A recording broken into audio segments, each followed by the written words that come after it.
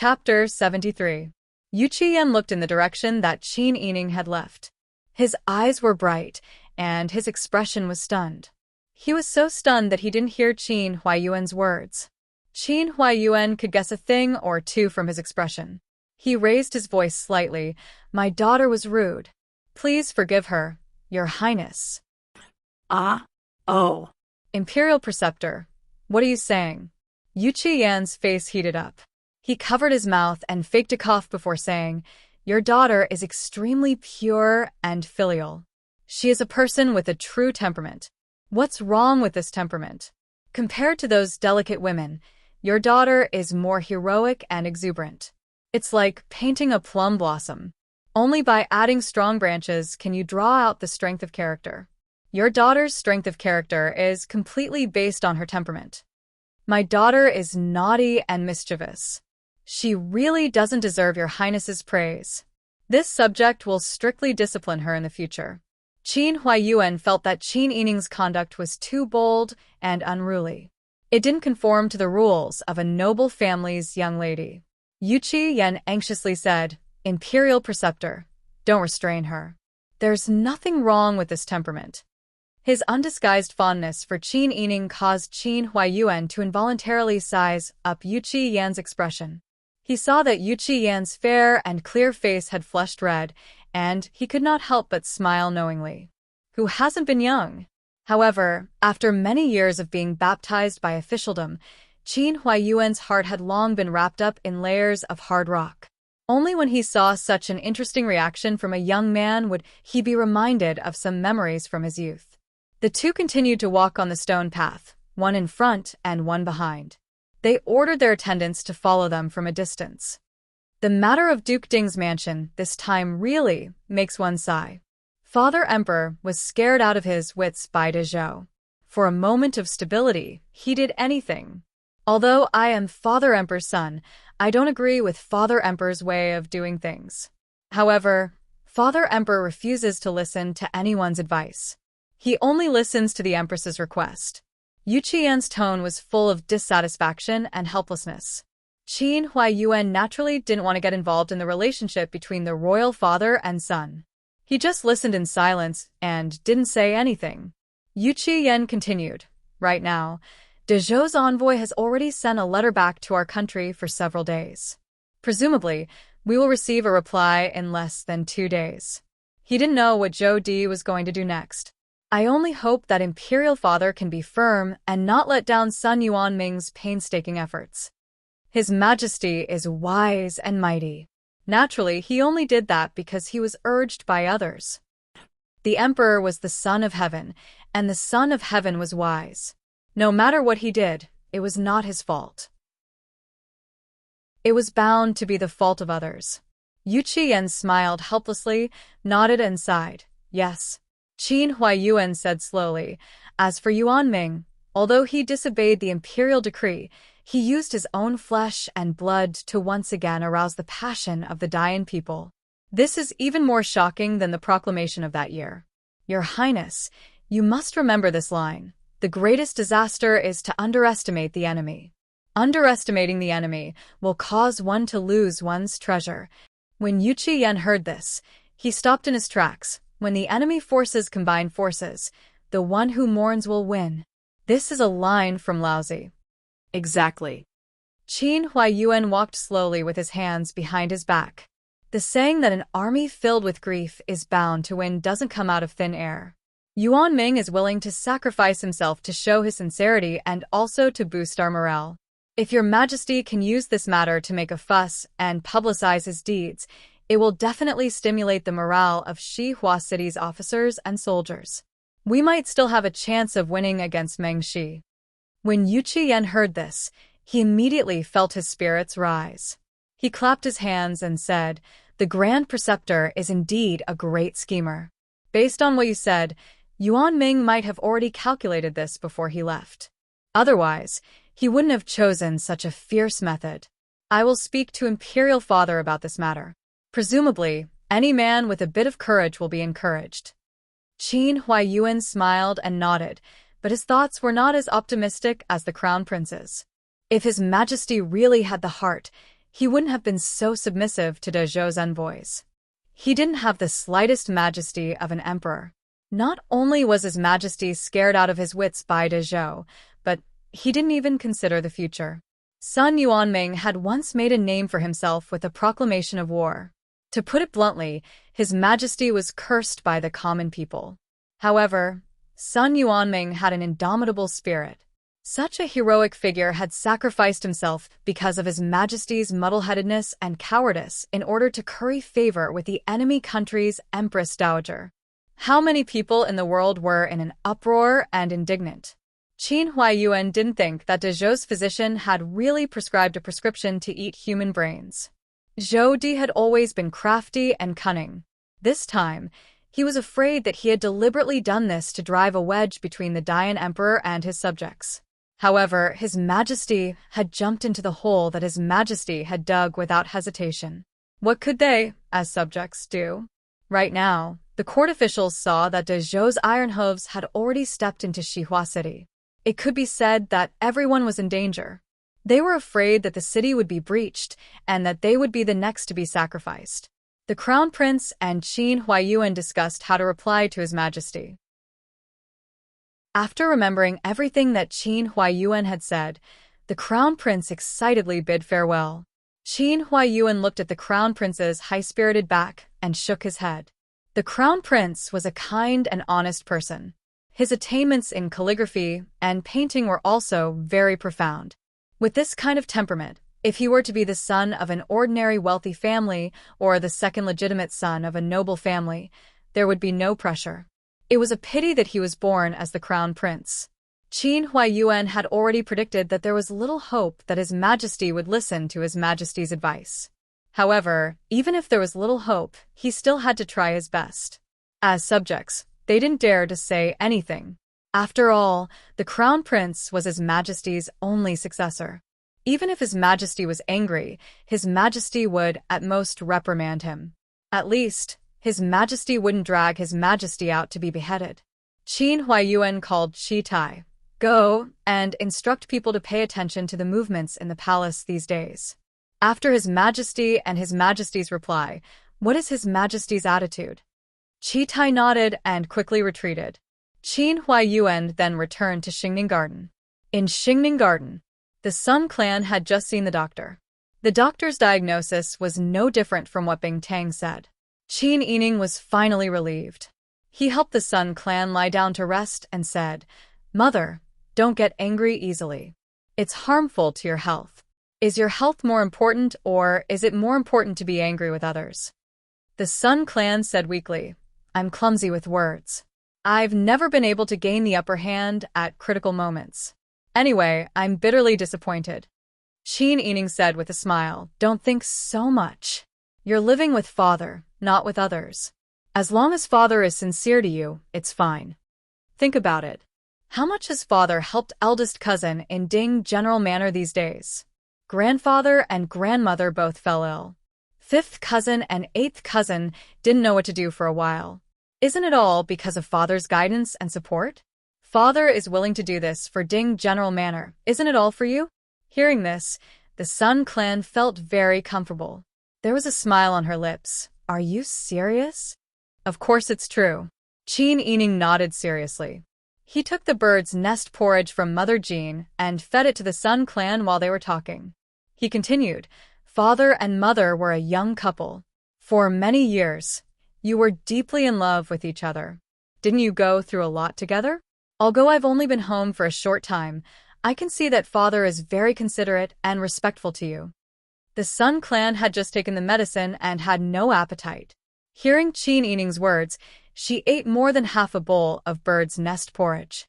Even her gloomy face gradually brightened. Mother Jean looked at her and smiled. She secretly thought that her biological daughter was still considerate. Knowing that she was thinking for her biological mother, Mother Jean also persuaded her. "Fourth young lady is right. Madam just didn't think about it because she was angry. In fact, isn't that the case? Madam is living with Master. Master is willing to dote on you. What else is so important?" The Sun clan nodded. The depression that had been suppressed for the whole afternoon had disappeared. With a smile on her face, she tapped Qin Yining's nose. No wonder your grandmother said that you see things clearly. Isn't that the case? When we go back together, your grandmother will only dote on you, and not me. Qin Yining laughed. Grandmother dotes on me so much because she dotes on you. If it weren't for you, I wouldn't have anything to do. The Sun Clan couldn't help but cover her mouth and laugh. Her complexion also returned to its normal state. Qin Huayuan stood in the corridor and clearly heard the conversation in the room. His face blushed uncomfortably. After thinking about it, he didn't enter the room and turned to leave.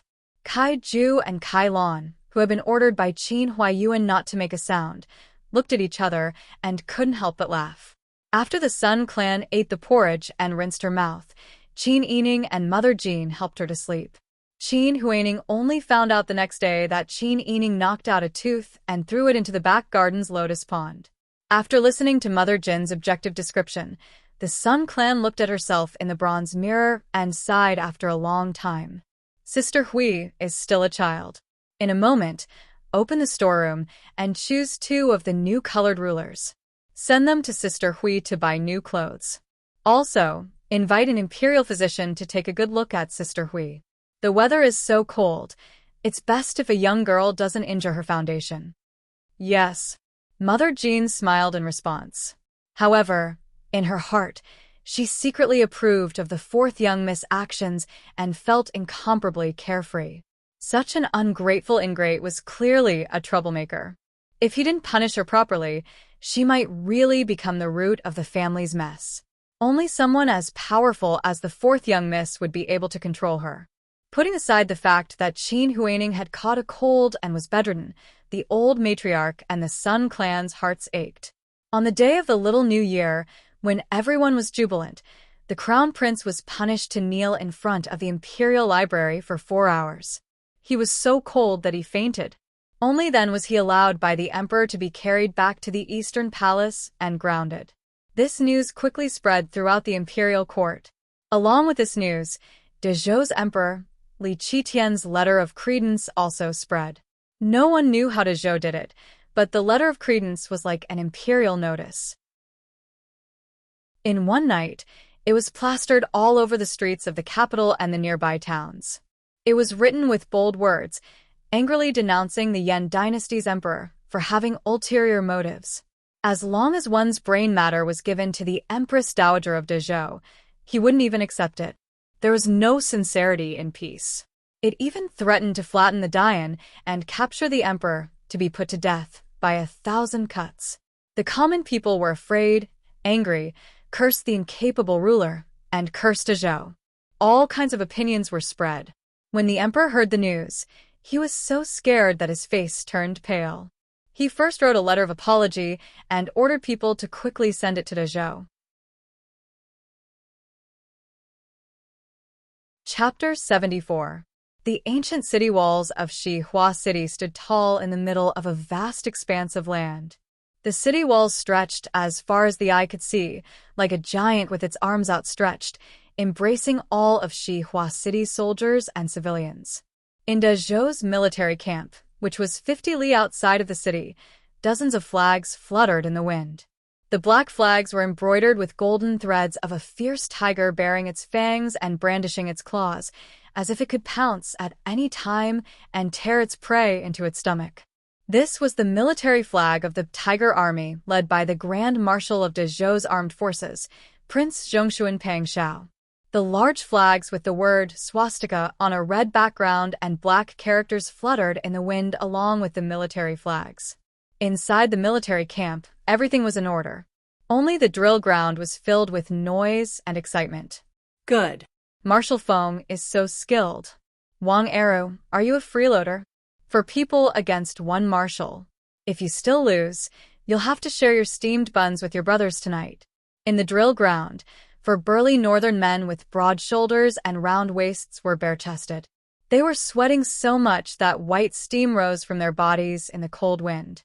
Their bodies were covered in dust, and they were all eager to fight. They surrounded a similarly bare-chested, muscular young man. Even though they had already been beaten twice, the 4 of them were still unconvinced. They didn't believe it.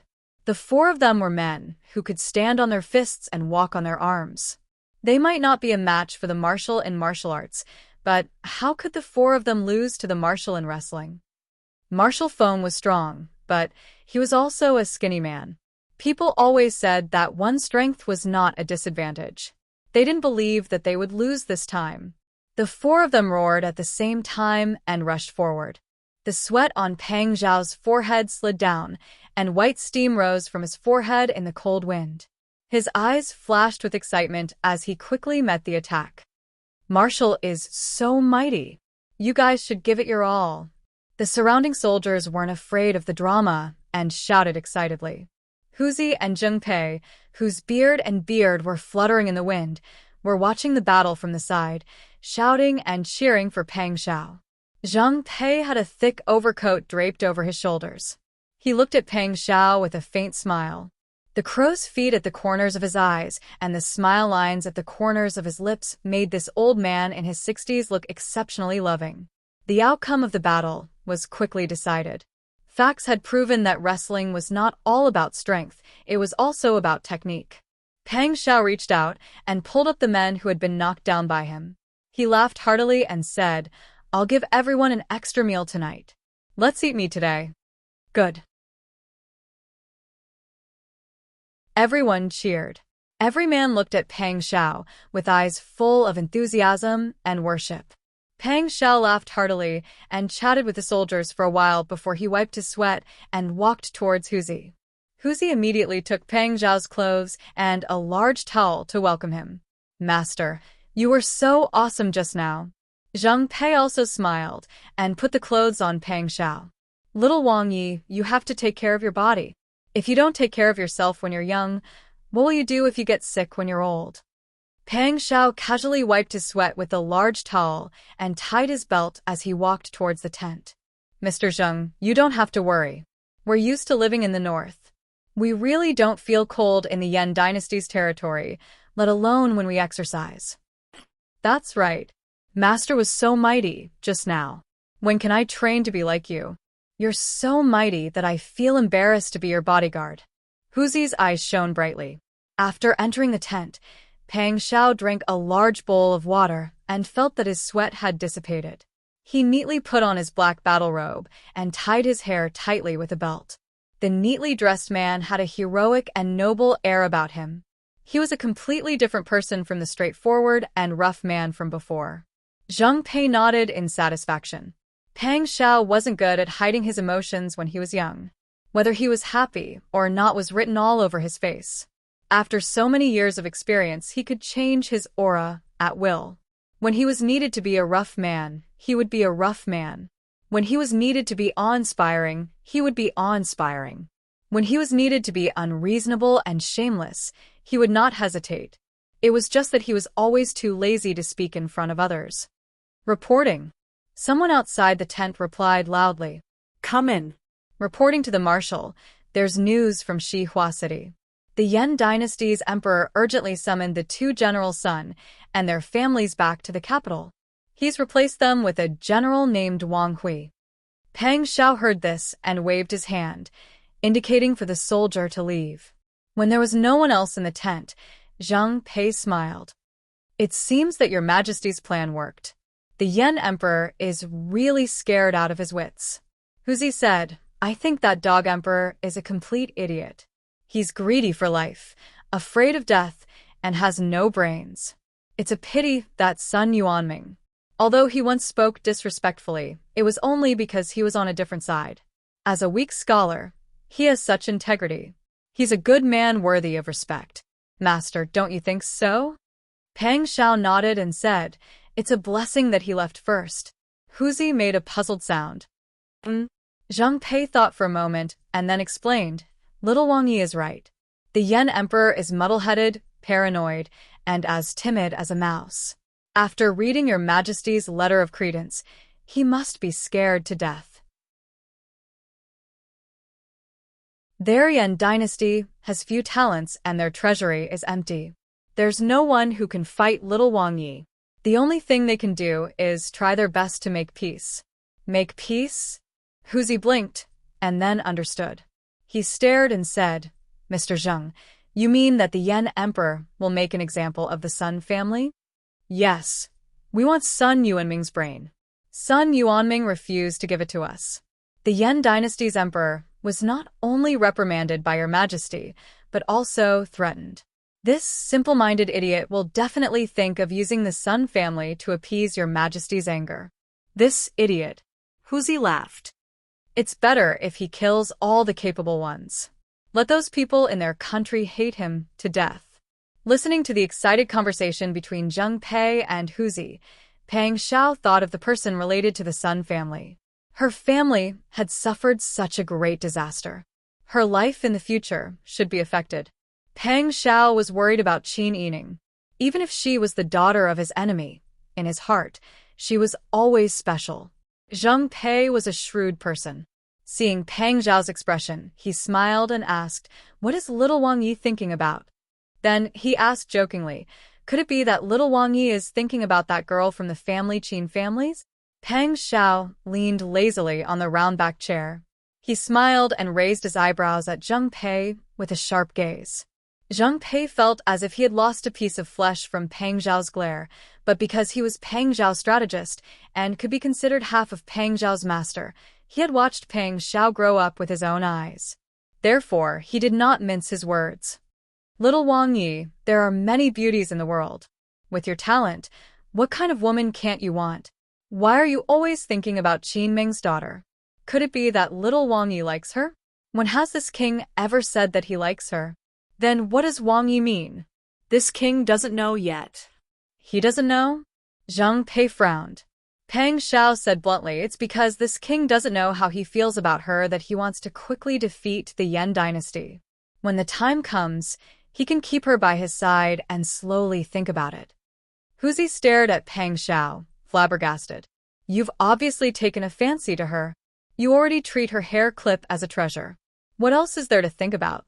Zheng Pei's expression was very ugly. "Little Wang Yi, don't forget how Wang Yi died back then. If it weren't for that bastard Qin Meng, the Pang family wouldn't have ended up like this. When two armies are facing each other, their standpoints are different. No one dies in battle." Pang Xiao tapped the table with his index finger. "Although Qin Meng is abominable, isn't it the people who should be blamed the most for suspecting my father?" Zheng Pei pursed his lips and didn't say anything. Indeed, if the incapable emperor hadn't been suspicious and used a loophole to sow discord, how could the Pang family really be put to death? To put it bluntly, Pang Zhongjing's achievements back then were so great that the emperor was afraid of him. Besides, didn't Mr. Zheng already take revenge on Qin Ming back then? Pang Xiao said again. Zheng Pei raised his voice. "We just stole a girl. I don't think Qin Ming was very sad. How is that revenge? We wanted to take revenge back then, but didn't have the ability, so we had to do this. Now that we have status and power, we can crush them at any time. Naturally, we shouldn't let Qin Ming go." Pang Xiao was angry, but he smiled. "Since you know that you will take revenge on Qin Ming in the future, why do you want to make an example of an innocent person?" Zheng Pei was speechless for a moment. Just then, a sharp and hoarse voice came from outside the tent. "Grand Marshal Pang, I come with your Majesty's secret edict." It was Jianjun Lu. The Emperor of Zhou had sent the head eunuch, Lu Yuan, to supervise the troops. Huzi smiled and went to invite Jianjun Lu in. Military supervisor Lu was in his early 30s. He had a medium build, a delicate and pretty face, and no beard. He bowed slightly to Pang Xiao and respectfully saluted him. He presented the secret decree sealed in wax to Pang Xiao with both hands and smiled flatteringly. Pang Xiao glanced at Jianjun Lu, opened the envelope, and took out the note inside. There were only 2 words on it: "Massacre the city." Pang Xiao's expression didn't change.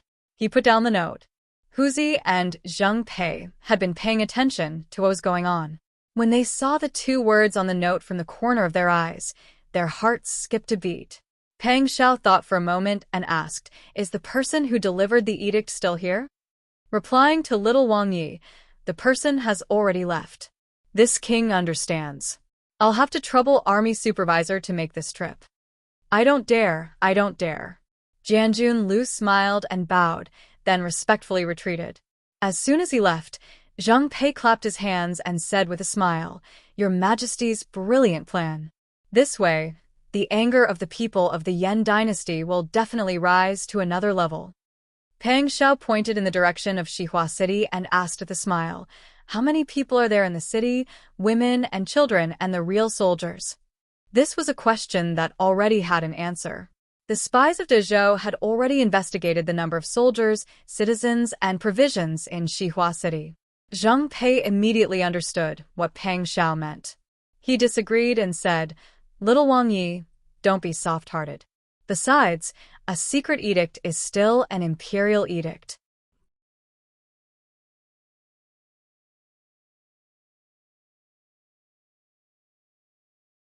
Chapter 75. Little Wang Yi. Zhang Pei was so angry at Pang Xiao's words that his face and ears turned red. He stomped his feet and said, You can't be so impulsive. You have to consider the overall situation. It's not easy for you to have your current position. Moreover, it's time for you to repair your relationship with your Majesty. If you don't listen to your Majesty's decree, do you know what your Majesty will think? What will your colleagues in the court think? When your Majesty conquered Northern Ji, the ministers who surrendered to us in Dezhou all hate you. If you take this opportunity to slander your Majesty, I'm afraid you won't be able to maintain your position in your Majesty's heart. What will you do at that time? When the Zhou Emperor conquered Northern Ji, Pang Xiao was the vanguard. Pang Xiao did all the killing. In addition, he was ruthless when he avenged his father. In the hearts of many old ministers of Northern Ji, Pang Xiao was the main culprit who conquered Northern Ji. Although these people surrendered to the Zhou Emperor and some continued to be officials in the court, they hated and feared Pang Xiao in their hearts. It was inevitable that they would do some shady things behind his back. For example, Pang Xiao's reputation was as famous as his military prowess. Some of it was the work of these people. This king understands. Pang Xiao had already calmed down. His voice was firm as he said slowly, A real man has things to do and things not to do. What's more, this prince is now a sharp blade that can be used. Sooner or later, there will be a day when this prince doesn't fit. Even if this prince disarms and returns to the fields now, do you think that the so-called status, relationship with colleagues, and the instigation of the surrendered subjects will disappear? Zhang Pei was speechless for a moment. He always knew that Pang Xiao was not stupid. He could see many things clearly, but his way of dealing with it was completely different from what he thought. Teacher, you also think that nothing will change, right? Since it's not beneficial to the situation, why should this king be afraid of the slightest thing? A general's success is built on 10,000 corpses. This saying was true. But this king does not need the bones of women and children to build this king's glory, splendor, and wealth. Little Wang Yi, you're too stubborn. Zhang Pei thumped his chest and stamped his feet. He paced back and forth, his face flushed red with anxiety. Spittle flew everywhere as he said, You're walking on the same path as Wang Yi. I know you have a kind heart and don't want to hurt the innocent, but sometimes what you do doesn't depend on your own will, but the situation forces you to do it. If you disobey the decree, you will be ruining your Majesty's plan. Your Majesty will definitely remember this. Let him be. This king cannot do something that he will regret for the rest of his life because of a moment of fear. This life is very short, especially for a person like me whose head is pinned to his belt. It's a short life to begin with. If I can't live according to my own wishes, then what's the difference between me and a captive animal? Pang Xiao picked up the weasel hairbrush and motioned for Huzi to grind the ink. Huzi listened to Pang Xiao's words and agreed with his idea. Therefore, he ignored Zhang Pei's objection and went to serve Pang Xiao the brush and ink. Pang Xiao thought for a moment and then wrote a secret letter in a flourish. It didn't take long for him to finish writing it. Zhang Pei read the contents of the letter and anxiously scratched his ears and cheeks. Do you still want your future career? Disobeying the decree is a crime punishable by death. Don't worry, I know what I'm doing. There will definitely be a warning. Holding grudges and guessing are not something that can be done in a day. But I won't lose my life. Go outside and ask around. Who do Zhou's soldiers and tiger army recognize? Little Wang Yi, you're simply relying on your military achievements and military power to be fearless. That's right. Anyway, I have military power in my hands. Even if I don't have any thoughts, I'll still be suspected. If I have this ability, why shouldn't I use it? Pang Xiao casually tossed the brush aside and ordered Huzi, "Go and get someone to send this letter to your majesty as fast as possible." Huzi nodded and quickly walked out. Zhang Pei angrily slapped his thigh. Little Wang Yi, you don't care about your career at all. Indeed, I don't care. This time, Pang Xiao didn't call himself this king. Instead, he confided in Zhang Pei. I will never do anything that harms innocent people. Otherwise, I won't be able to raise my head when I meet my father in the netherworld. My mother, grandfather, and grandmother always despised my hands for being covered in blood. This time, even if it's for their sake, I won't agree to slaughter everyone in the city. Zhang Pei's lips moved. After a long time, he sighed. Little Wang Yi, aren't you walking down the same path as Wang Yi? You have to remember how Wang Yi was hated back then. Don't forget what happened in the past. You'll be a teacher for the future. I was born as a human, so I should be a human. I won't do anything that doesn't deserve to be a human, even if a knife is held to my neck. Zhang Pei looked at Pang Zhao's sparkling phoenix eyes. In the end, he just nodded and sighed again. At this time, Qin Yining and the Sun clan were preparing to go to Duke Dinggua's estate. The emperor urgently summoned his eldest uncle, second uncle, two older cousins, and their families to the capital. The Sun clan thought that they would at least be able to see their two older brothers, so they wanted to bring Qin Yining over for them to take a look. Qin Yining was already dressed properly. Together with Mother Jean, he served the Sun clan and put on a warm fox fur hat. When he saw the joy in the Sun clan's eyes, he couldn't help but remind them in advance. Mother, the situation in Duke Dinggua's estate is tense right now. When we go see eldest uncle and second uncle later, we must use our brains and observe the situation. Also, we need to be more tactful when we speak. After all, eldest cousin just passed away, and eldest uncle is still grieving. The Sun clan didn't take Qin Yining's words to heart. Even if they listened, they didn't understand the deeper meaning. They only said, I know. I haven't seen your eldest uncle and second uncle for many years. I also miss them very much. I don't know how sad they will be when they find out that Brother Ming is no longer around. Qin Yining saw that the Sun clan didn't grasp the main point, so he didn't say anything else. She always felt that the situation wasn't good for her eldest uncle and second uncle to be urgently recalled to the capital. She reminded the Sun clan because she wanted her to pay attention to any abnormalities. If there was a situation, she could immediately think of a solution. When the carriage was ready, Qin Yining and the Sun clan left with Mother Jean and Bing Tang. They first went to Ci Shao Garden to explain the situation to the old madam. After all, the little New Year had just passed, and the family was busy preparing to welcome the New Year. Qin Yining smiled and explained that they would be back soon.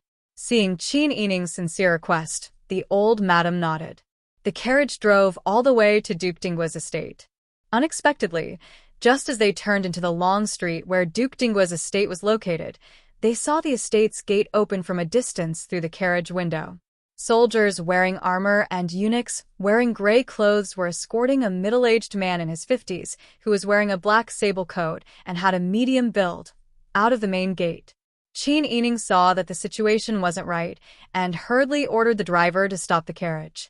Don't get close. Quickly, back into the alley. Hearing this, the coachman hurriedly obeyed. The Sun clan anxiously said, What's going on? Who dares to trespass into Duke Dinggua's estate? Mother, let's watch from afar first. Don't make a sound. The Sun clan also knew that the situation was serious, so they nodded. Not long after, heavily armed and armored soldiers escorted many people out. The first person in the lead was Duke Dinggua, who was wearing a dark blue brocade robe. Qin Yining didn't recognize the two men behind him, but he was sure that they were his eldest uncle, Sun Hai, and second uncle, Sun Haijing. Behind them were four young men. Among them, Qin Yining knew fifth cousin and eighth cousin. There were also two slightly older men who should be second cousin and fourth cousin. Behind them, there were a few boys. The older ones were 7 or 8 years old, and the younger ones were still being carried by servants. They were only 4 or 5 years old. All the men were tied up and tied into a string like dumplings. Behind the men were the womenfolk and maidservants who were also tied up in a string. What's going on? The Sun clan trembled in horror. Duke Dingwa's estate has been raided. Mother, let's go back and ask father about the situation. Qin Yining pressed the Sun clan's mother down and hurriedly ordered the coachman.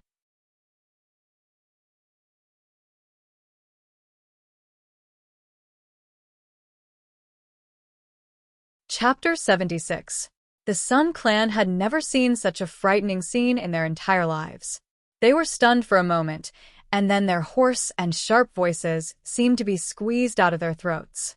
They anxiously slapped the carriage wall. Stop the carriage. Stop the carriage. Let me see what's going on.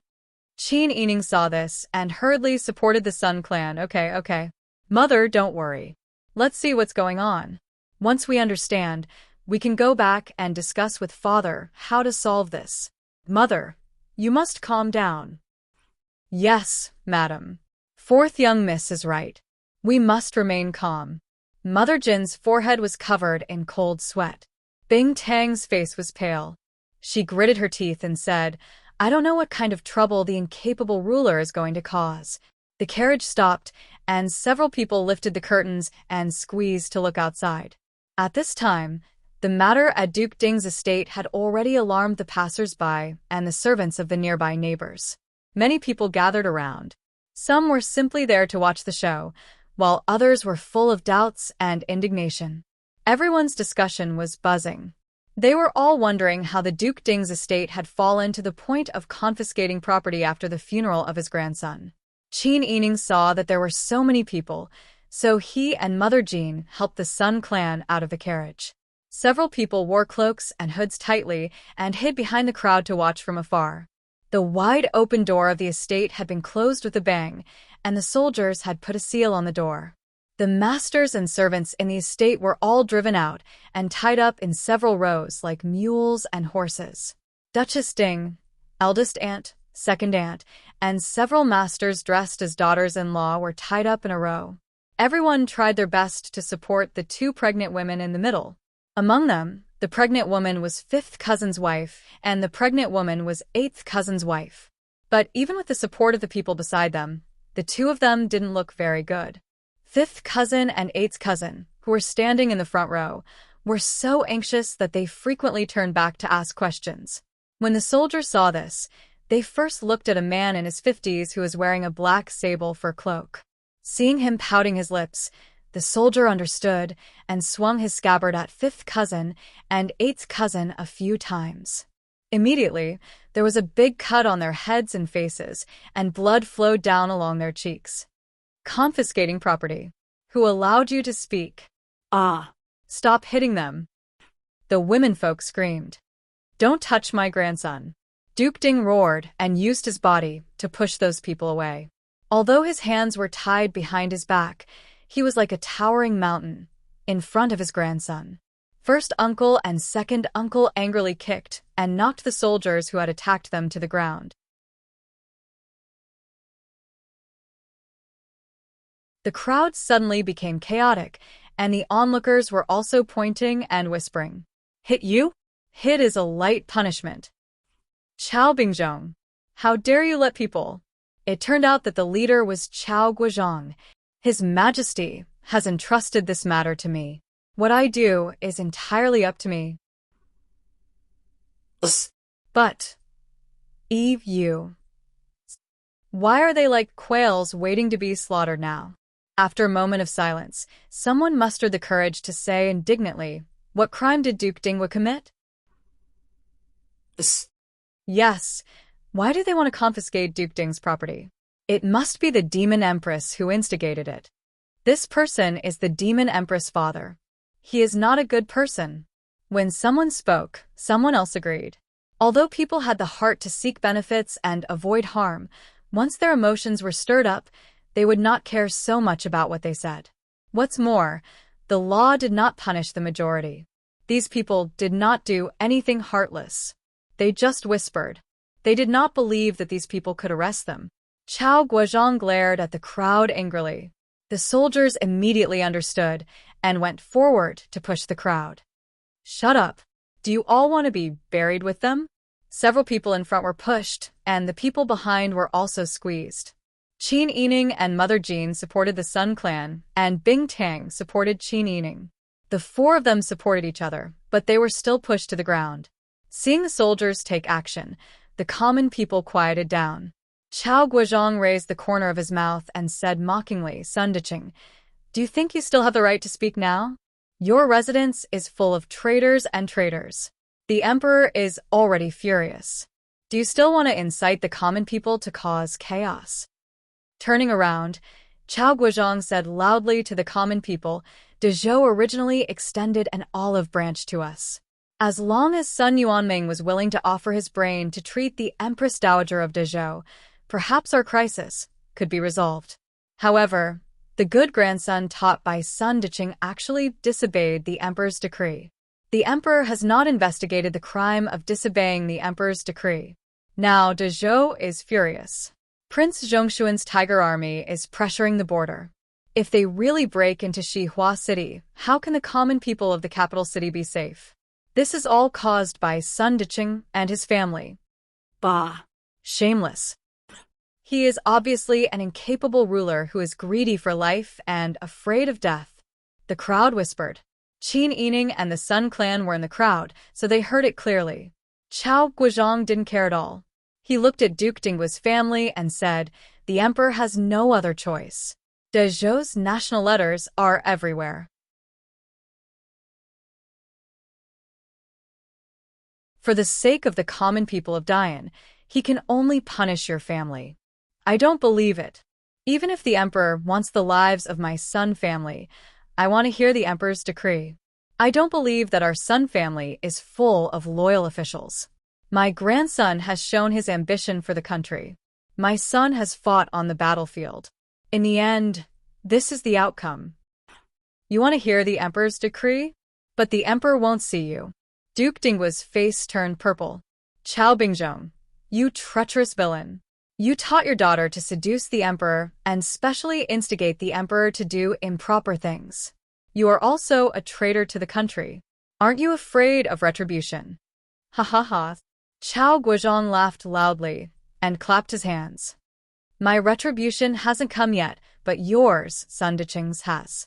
Then, with a serious face, he raised his voice and said, Sun Yu disobeyed the emperor's decree and offended his superiors. Duke Dingguo's family is disloyal and instigated the relationship between the two countries. Dezhou and Dian can't be at peace. All the men of Duke Dingguo's mansion, regardless of age, are to be beheaded and executed 3 days later at noon.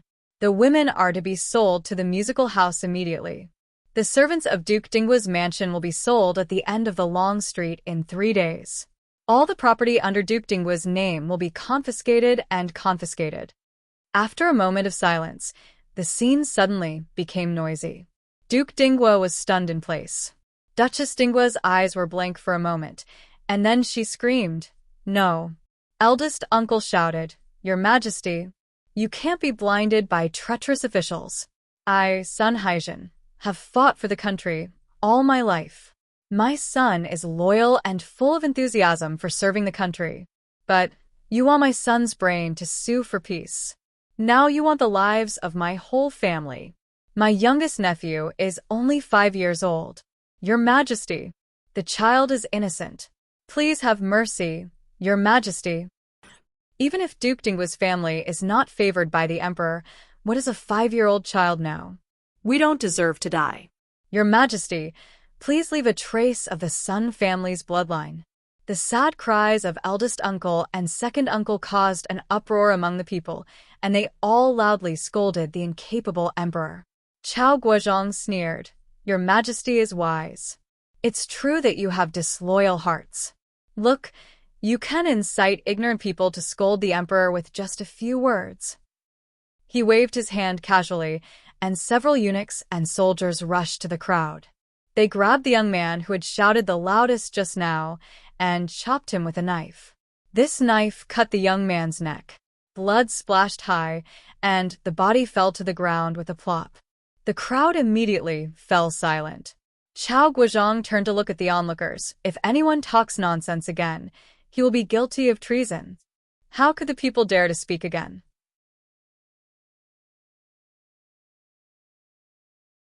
None of them dared to speak out. Duke Dinggua's eyes were red, and 2 lines of tears gushed out. "Your Majesty, you betrayed my Sun family and Dian's loyal officials.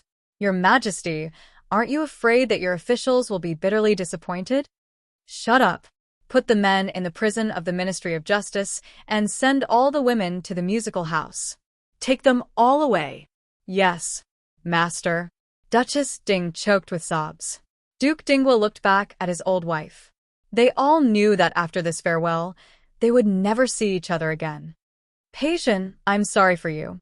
"No, Master, you are a hero, a good man. I'm satisfied to be able to follow you all my life." Duchess Ding choked with sobs. Eldest aunt, second aunt, and several cousin-in-laws all crazily called for their husbands, and the 2 sides struggled to get close to each other. Eldest uncle and second uncle fell to their knees with tears in their eyes. Because they were tied into a string, the men all knelt down together with them. "Your son is unfilial. Farewell, mother." Eldest uncle and second uncle saluted, and several cousins also kowtowed to eldest aunt and second aunt. Eldest aunt wailed, and second aunt roared crazily. It was hard to hear what she was saying, but she was half crazy. Among the men who were beheaded, her second branch had the most people, and among them was her 5-year-old grandson. This heart-wrenching scene caused an uproar among the onlookers once again. The Sun clan couldn't hold it in anymore. They shook off Qin Yining and Mother Jin's hands like crazy, pushed through the crowd, and rushed forward. Father, eldest brother, second brother, Qin Yining and Mother Jin also rushed out. Seeing that the soldiers wanted to stop the Sun clan, Qin Yining was afraid that the Sun clan would be at a disadvantage, so he stood beside the Sun clan and used his arms and back to block the soldiers' push. However, the 3 of them were still blocked by the soldiers and couldn't move an inch. Duke Dinggua, eldest uncle, second uncle, and the cousins all turned their heads and looked at the Sun clan and Qin Yining with tears in their eyes. Grandfather, eldest uncle, second uncle. Since they had already shown their faces, there was no point in hiding anymore. Qin Yining knelt on the spot and saluted. Duke Dinggua looked at Qin Yining and the Sun clan and didn't say anything. Eldest uncle and second uncle cried and laughed. "This is Sister Han's daughter, right? Take good care of your mother."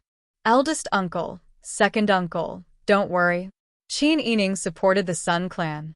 The Sun clan's forehead was pressed against the bluestone tiles, and she sobbed loudly. "Father, I don't want you to die." "Eldest brother, second brother, I don't want you to die." Chao Guozhong first glared at the Sun clan and Qin Yining, but because the Sun clan was already married and her husband was Grand Preceptor Qin, he didn't dare to move. He only ordered in a deep voice, "What are you waiting for? Take them away." After saying that, he got into the carriage and left first.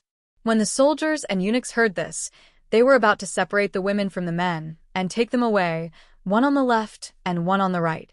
Finally, they were about to leave, and their tightly clenched hands were about to be forcefully separated.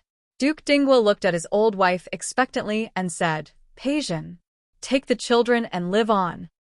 Duchess Dinggua's eyes were covered with tears, and she nodded hard. 5th cousin shouted anxiously, "Grandmother, please take care of Shuang. Shuang, don't cry. Give birth to our child and live well." Husband. 5th cousin's wife held her belly that was about to give birth and refused to let go of 5th cousin's hand. In the chaos, She was pulled by the soldiers and fell to the ground. She covered her belly and cried out in pain. She was forcibly dragged away, leaving a trail of blood on the ground. Fifth cousin's eyes were about to pop out. His child. Qin Yining couldn't stand it anymore. She pushed the soldier, who was blocking her, to the ground. No one expected that a young lady would have so much strength. Someone wanted to draw his sword, but he was stopped by an informed eunuch. This is the young lady of Grand Preceptor Qin's family. However, these people didn't dare to draw their swords, but there were still 3 or 4 strong men who stopped Qin Yining and didn't let him get close. Qin Yining had to say loudly, "Cousin, don't worry." Hearing this, Duke Dinghua, first uncle, second uncle, and several cousins all looked at Qin Yining. There were tears in Qin Yining's eyes, but his eyes were very firm. "I'll go to the musical house right now." Zhao Yun Agency, which specialized in renting convicts from the musical house, was now Qin Yining's industry. Duke Dinghua smiled and nodded heavily. Qin Yining also nodded. Finally, he looked at 5th cousin and 8th cousin and turned to leave.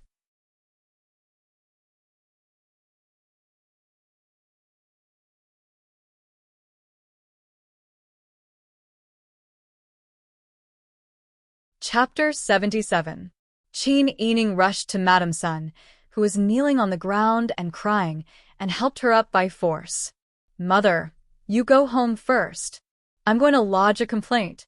I'm going to the Ministry of Justice's prison." Why? Sun Clan sobbed and shook her head, because it's an imperial edict. The imperial edict was issued by His Majesty. Who are you going to lodge a complaint with? Qin Yining held Sun Clan's shoulders with both hands. He exerted a little force and lowered his voice. Every word seemed to be squeezed out from between his teeth. "Mother, the imperial edict has been issued, and it can't be reversed.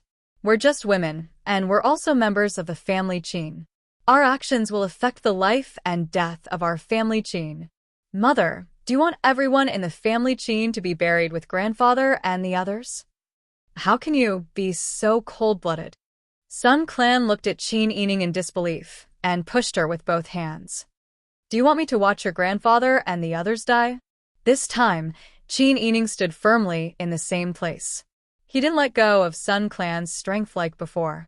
Instead, he tightly held Sun Clan's shoulders with both hands. She was in so much pain that she frowned and even forgot to cry. "Yes, perhaps I'm cold-blooded. Although I grew up in the mountains all these years, I also survived in the marketplace when I was young. I've experienced real life and death and seen the good side of human nature. But more than that, I've seen the true and ugly side of human nature. Disaster is imminent. Even if my father has the intention to help Ding General Manor, is His Majesty someone who will listen to advice? Mother, think about it. Father is also the pillar of the family. Will he go against the rules and put his family on the fire to roast? My father is the imperial tutor of the dynasty, but he can't do it. Mother, a noble lady, how can you do it? If you do anything now, you'll only be putting your family Qin in danger." The members of the Sun Clan stared blankly at Qin Yining, tears welling up in their eyes again. "Then, we can only watch as your grandfather, uncle, and cousin are beheaded? Your 3rd cousin's youngest son is only 5 years old." Tears welled up in Qin Yining's eyes. "Mother, this is reality. Listen to me. Go back to the Fu now. Claim that you are sick and refuse to see anyone. If old Madam wants to see you, you can't talk back to old Madam anymore. Mother, you have to recognize the reality. You don't have a maternal family in the future." She no longer had her maiden family. He had no one to back him up. The Sun Clan had been the pride and reliance of the Sun Clan these past few years. Whenever she quarreled with the old Madam and Qin Huayuan, she would often bring up her maternal family and her father. From now on, there would be no one to back her up. Her maiden family had fallen.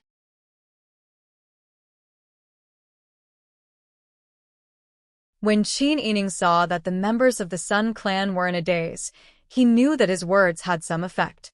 He hurriedly instructed Mother Jean. "First, help Madam return to the Fu. You must advise Madam not to have a direct conflict with old Madam or anyone else. Everything can be discussed after I return home. The Sun clan's matter will soon be known by everyone. Family Chin situation will soon change. Yes, fourth young Mississippi, Mother Jean nodded heavily. For the first time, she deeply felt that even if Madame didn't have old Master's favor, even if Madame lost her maternal family's support, as long as fourth young Miss was there, they still had a backbone.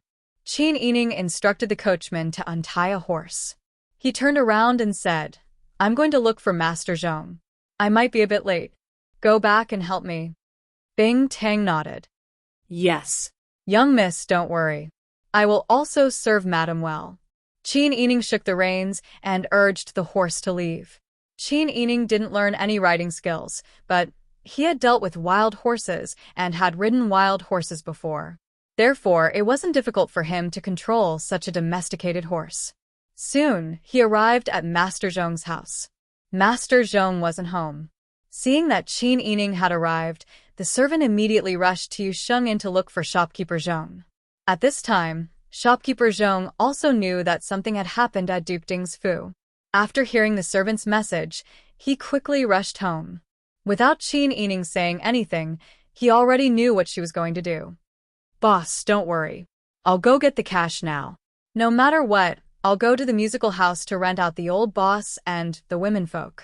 Qin Yining saw that Master Zhong's expression was sincere and that he wasn't afraid of getting into trouble. She felt very comforted and grateful. Then I'll have to trouble Master Zhong.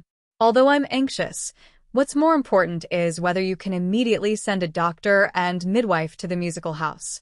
My fifth cousin-in-law is about to give birth. I'm afraid that my eighth cousin-in-law's fetus will be affected. Master Zhong was shocked when he heard this and quickly nodded. Okay. Our Zhaoyuan agency has a lot of connections. I'll arrange it right away. Mingjie, stay here and listen to your orders. Saving people is as important as putting out a fire. I'll go first. Okay. I'll leave everything to you, Master Zhong. Qin Yining nodded and thanked him. Master Zhong waved his hand and ran out as if his butt was on fire. Qin Yining walked Master Zhong to the door and watched him go away in a hurry. She sat down with a frown. A man in his early 30s had been standing with his head down. Qin Yining finally had time to look at him. He was of medium height, wearing a cotton jacket and a hat. His face was honest, and his eyes were sharp. Sensing Qin Yining's gaze, the man saluted. Hello, Master. I'm Jing Mingjie. My mother works in the kitchen. So it was him.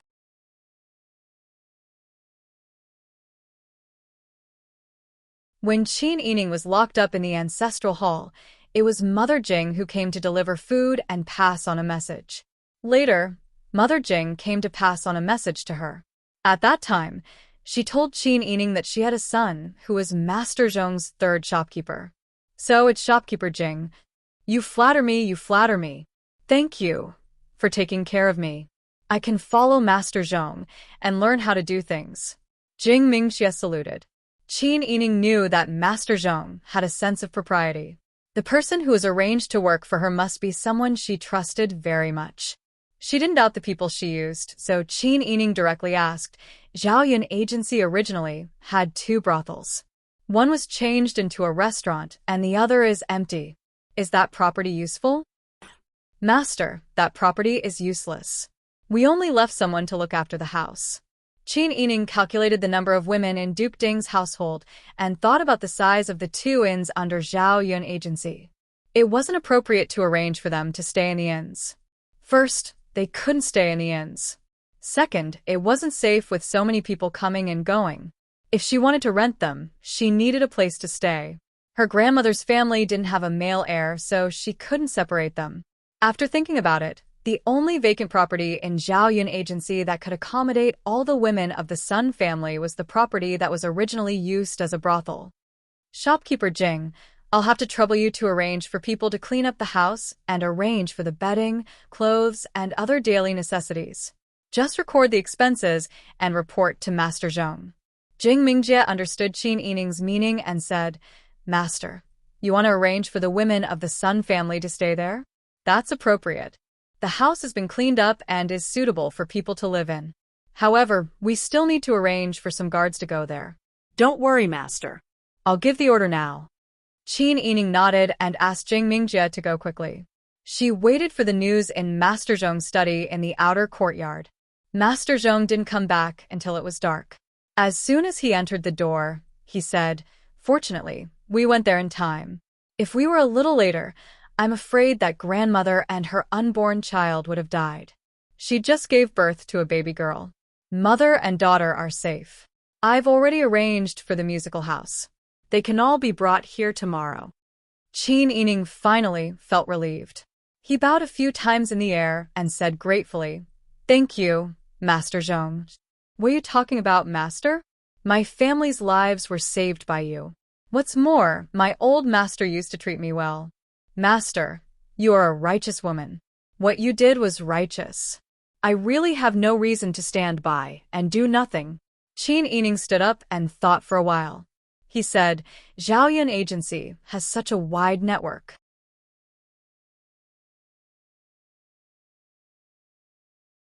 Can you have a say in the prison of the Ministry of Justice? If you can, at least send a message to my grandfather. Tell them that my fifth cousin-in-law gave birth to a daughter safely." Speaking of this, Qin Yining couldn't help but sigh. It's a girl. That's good. If she gave birth to a son, he was afraid that the emperor wouldn't even let go of a newborn. Master Zhong also sighed after hearing this. The matter of Duke Ding's mansion has been spread all over the capital. Everyone knows in private that Duke Ding's family has been wronged. Many scholars who used to admire the talents of Duke Ding's descendants have begun to jointly write a petition. I hope that the emperor will listen to the voices of the people and deal with them leniently. I hope so. Qin Yining had some hope in his heart.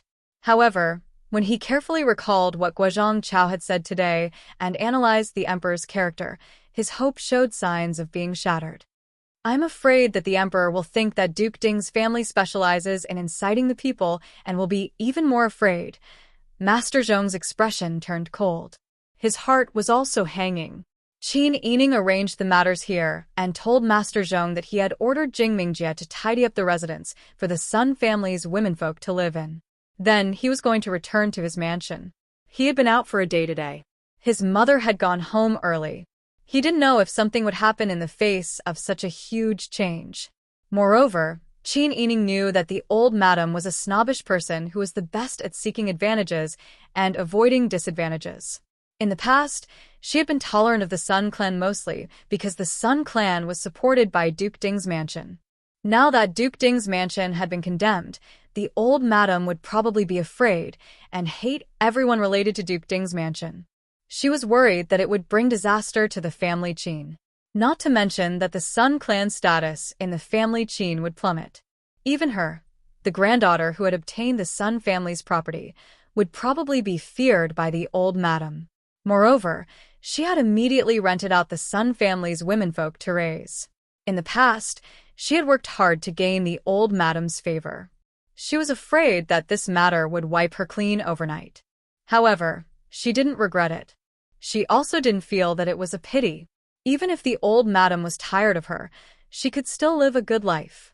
She couldn't disregard the lives of the womenfolk of Duke Ding's mansion just to please the old madam. She rented them out not to show kindness, but to help her mother fulfill her filial duties. It was also for the kinship that Duke Ding's mansion gave her. Qin Yining returned to the mansion. As soon as he entered, he was stopped by Qi Tai, who was waiting at the gatehouse. "Fourth young lady, you're back. Master ordered me to wait here for fourth young lady." "Master asked you to go to the study as soon as you came back. He said that he has something to say to you."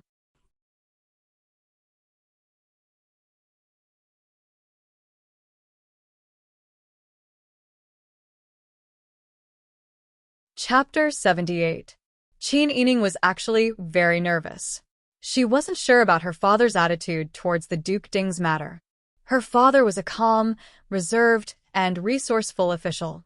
This kind of person was definitely not a soft-hearted person. She must save the Sun family's womenfolk. She wasn't afraid of Dowager Duchess opposition because no matter how much Dowager Duchess opposed it, she wouldn't be able to obstruct her actions. But her father was different. If her father was determined to oppose her, he would definitely have a way to control her actions. She nervously followed Chi Tai to the outer courtyard study. As soon as she entered the courtyard, she saw two beautiful maidservants wearing light blue fine cotton coats waiting in the corridor. They were Immerse and Danqing. When they saw Qin Yining, the two of them curtsied. One entered the room to pass the message, while the other came to greet her. "Greetings, 4th Mississippi Master ordered us to wait here for you." "Thank you, Sister Danqing." Danqing carefully lifted the dark green bamboo curtain for Qin Yining. Qin Yining nodded and smiled before entering the study. Qin Huayuan was wearing a light gray Taoist robe and a dark blue brocade jacket with a gray mouse fur collar draped over his shoulders. He was sitting cross-legged on the black arhut bed next to the window, reading a book. "You're back? Come and sit down." Qin Huayuan flipped a page of the book. Qin Yining first performed a thorough etiquette before sitting down on the other side of the arhut bed. She took the tea that Immerse brought and placed it on the small table beside her. The maidservants all retreated. Qin Huayuan was still reading. He was multitasking and asked, "What did you do today? Tell me." Although Qin Yining was already mentally prepared, her heart still couldn't help but skip a beat. She hurriedly got up and bowed her head as she replied, "Father, I heard that eldest uncle and second uncle had returned today. I was going to pay my respects to them. I didn't expect that when I arrived at the gate of the Duke's mansion with Mother, I would encounter the confiscation of property." "Yes." Qin Huayuan gently put the book button on the small table. The cover was written with the words, "Zhuan." Chao Guozhang took people to search the house and announced that all the men of the Sun family, regardless of their age, would be beheaded, the women would be escorted to the Jiaodong, and the servants would be sold in 3 days. The onlookers were in an uproar, and Chao Guozhang even ordered people to kill a commoner on the spot to stop the discussion. Qin Huayuan asked, "And then?" Later, Chao Guozhang gave the order to take them away. Grandfather, grandmother, uncle, aunt, cousin, and cousin-in-law were separated forever. The scene was very. Mother cried sadly. We were seen by Chao Guozhang. Although Qin Yining avoided the important and dwelling on the trivial, he had no choice but to tell his father that Chao Guozhang had discovered them. If anything happened, he would be mentally prepared. Qin Huayuan pondered for a moment, then nodded and said, "What about you? You didn't do anything after that?" Qin Huayuan's voice was low and gentle, as if there was a smile in it, but Qin Yining clearly felt a chill run down his spine. He hurriedly knelt down and saluted. "Father, please calm down." At that time, 5th cousin and 5th cousin-in-law were a young couple, and they didn't want to separate. The scene was really pitiful. When the soldiers tore at each other, 5th cousin-in-law was pushed and fell, which affected the baby. "Father, you also know that the Sun family was wronged. I really couldn't watch 5th cousin-in-law lose her life like that. Therefore, I immediately ordered people to use my connections to save 5th cousin-in-law's life." Fortunately, 5th cousin-in-law gave birth to a baby girl. Qin Yining quickly glanced at Qin Huayuan, but Qin Huayuan's expression was the same from beginning to end, making people unable to see whether he was happy or angry. Qin Yining had to continue speaking sincerely. "As for the matter of renting the house, I don't think there's any harm in it. Since the emperor has decreed that the Sun family's convicts should enter the Jiaofu as slaves or maids, what he's waiting for is the rental of Zhaoyun agency. There's no other family in the imperial court that has the right to enter the Jiaofu, right? Unless the emperor is so negligent that he doesn't know that Zhaoyun agency has already been given to me. The emperor really doesn't know. It's estimated that the emperor is already regretting it. When he confiscated the Duke Dinggua's estate, he must have been thinking about the business of Zhaoyun agency." Qin Huayuan coughed, then said softly, "Impudent." Although his voice wasn't loud, the majesty in his words wasn't lacking. Qin Yining hurriedly kowtowed. "Yes. Daughter knows her mistake. I shouldn't talk about the emperor behind his back." Qin Huayuan was amused by her appearance, not knowing whether to laugh or cry. He forced himself not to let the corners of his mouth curl up. Are you saying that it's wrong to only talk about the emperor? Qin Yining pursed her lips. When she raised her head, her clear eyes were like a clear spring. She looked at Qin Huaiyuan with confusion. I didn't disobey the emperor's decree, nor did I do anything excessive.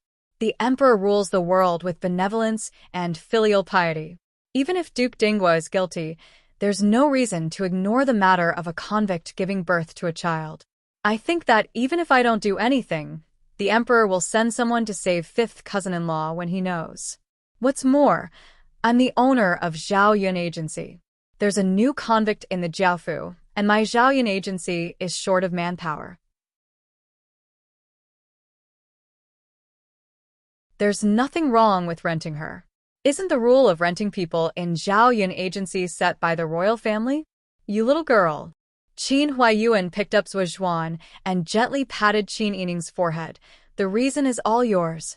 It didn't hurt at all. There was a touch of doting in it. Qin Yining touched her forehead.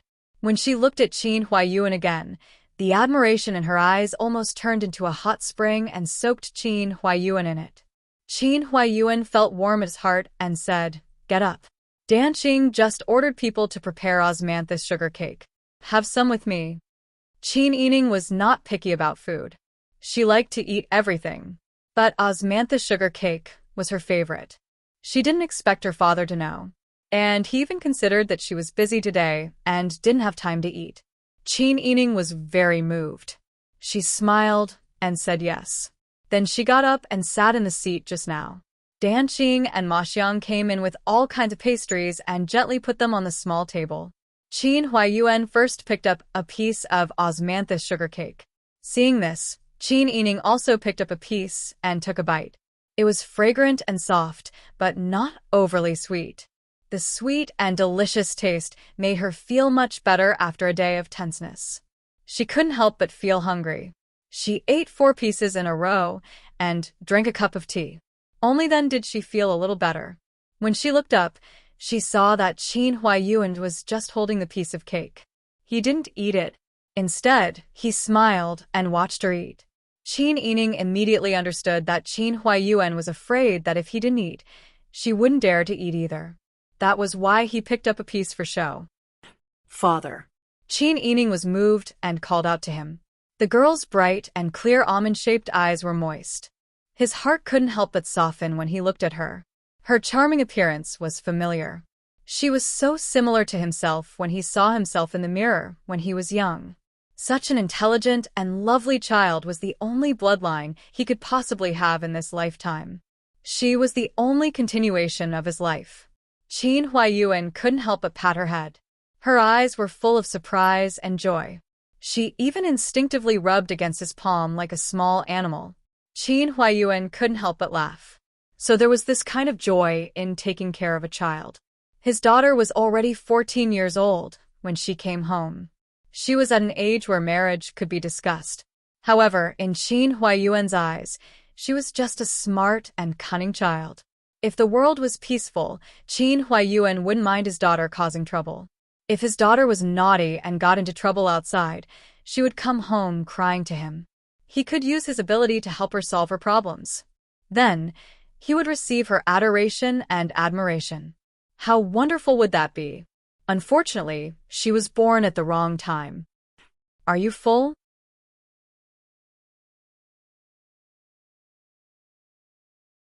Qin Huaiyuan asked when he saw that Qin Yining wasn't eating. Qin Yining nodded. Her cheeks were red. Qin Huaiyuan said solemnly, "Although what you've done today is impeccable in terms of morality and reason, you've forgotten what kind of situation you're in right now." Qin Yining lowered her head and said honestly, "Father, I didn't forget. It's just that you wanted to do it, so you did it?" "Yes." Qin Yining nodded and said, "I just didn't want to do something that went against my conscience. I didn't want to live in regret and guilt for the rest of my life. I know I was taking a risk, but I believe that His Majesty is also a person who cherishes his reputation. Even if he wants to find fault with us, he will find an honorable reason to let himself stand on the moral high ground. I thought about it and felt that there was nothing wrong with it. That's why I took action. It's not that I didn't consider our family situation. Qin Yining glanced at Qin Huaiyuan. Seeing that his expression remained the same, she continued, "Moreover, I am father's daughter. Father is now the grand preceptor of the crown prince. If something happened to my maternal grandmother's family, and I didn't do anything when I clearly had the ability to save fifth cousin-in-law, how would the world talk about our family? How would they talk about father? Wouldn't we become ingrates who are greedy for life and afraid of death? Daughter doesn't want father's reputation, which has been pure for his entire life, to be tainted because of a moment of fear." Qin Huaiyuan was silent for a moment. He didn't say anything. He didn't reprimand Qin Yining, nor did he blame her for her mistakes. After a while, he finally said, "What do you plan to do next?" Qin Yining saw that Qin Huaiyuan didn't object. Her hanging heart finally relaxed. In her heart, she was even more certain of her father's character and worshipped him. She knew that if Qin Huaiyuan didn't want her to save fifth cousin-in-law, he had 10,000 ways to erase what she had done so that no one would be able to use it against them.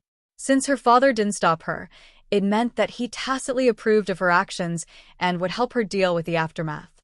However, there were some things that she could do, but Qin Huaiyuan's position wasn't convenient for him to do. Qin Yining was somewhat excited. Her mind was also active. After thinking for a while, she said, replying to father, "The next most important thing is mother. Then there is the execution in 3 days.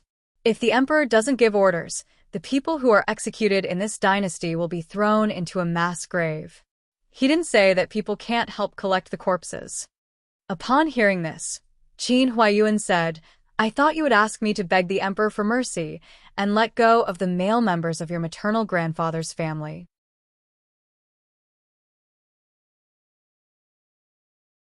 Qin Yining smiled bitterly and said, "It's easy for me to beg you, but it won't be easy for you to beg the emperor." The emperor was frightened by De Zhou's letter of credence. He must find a way to appease De Zhou's anger. The Sun family was unlucky enough to bump into the knife's edge. The emperor had already made up his mind to cut them down. When a person was afraid, one side of the scale was their own life, and the other side was other people's lives. Naturally, they would choose to protect themselves. Even if Qin Huaiyuan went and talked until his mouth was broken, it would be useless. He might even get himself into trouble. If he didn't handle it well, he might even harm his entire family. Qin.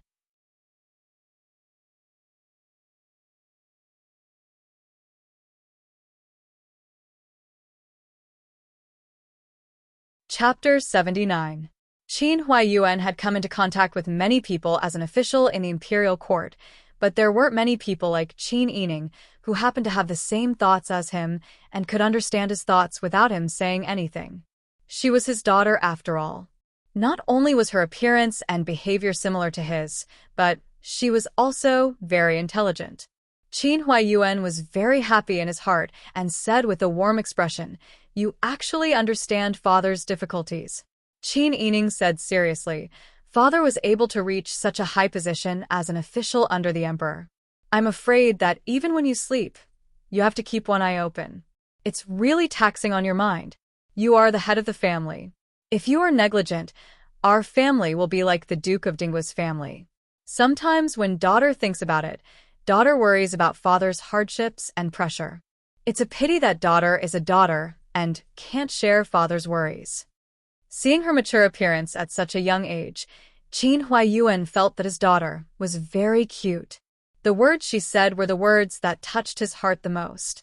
In this family, not to mention the old madam, even his 2 younger brothers only saw him as a mountain that would never fall. Sometimes, what a man wanted wasn't how much help his family could give him. Just understanding of his efforts and difficulties was enough to warm his heart. Since the discussion had been settled, Qin Huaiyuan said, "Later, go pay respects to your grandmother. If she asks you anything, answer her properly." Qin Yining understood that Qin Huaiyuan was afraid that she would talk back to the old madam and offend the old madam. "Yes, daughter understands." Qin Huaiyuan nodded in satisfaction and said, "Go back now and properly persuade your mother. She must be very sad." Qin Yining complied. Just as she stood up and bowed, Chi Tai's voice came from outside. Master, someone from the palace came. They said that the emperor summoned you for an urgent matter. They asked Master to quickly enter the palace. Qin Huayuan faintly said, I know. Qin Yining's heart trembled. Father, about the Zhao Yun agency. Father has his own plans. You can go. His Majesty won't punish you, right? Qin Yining was very worried.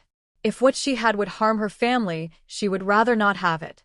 Qin Huayuan poked Qin Yining's forehead and said, You're a child, so you should do something that only a child should do. You're still young, so don't worry so much. Go and greet your grandmother.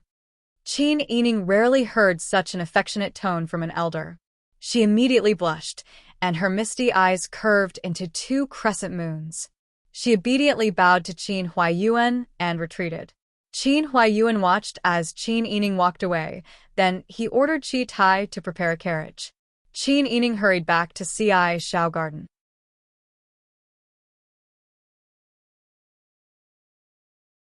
Before she reached the front door, she saw a young maidservant squatting on the steps from afar. When she saw her, the maidservant jumped up and ran into the courtyard. She thought it was strange, so she stopped walking and continued walking.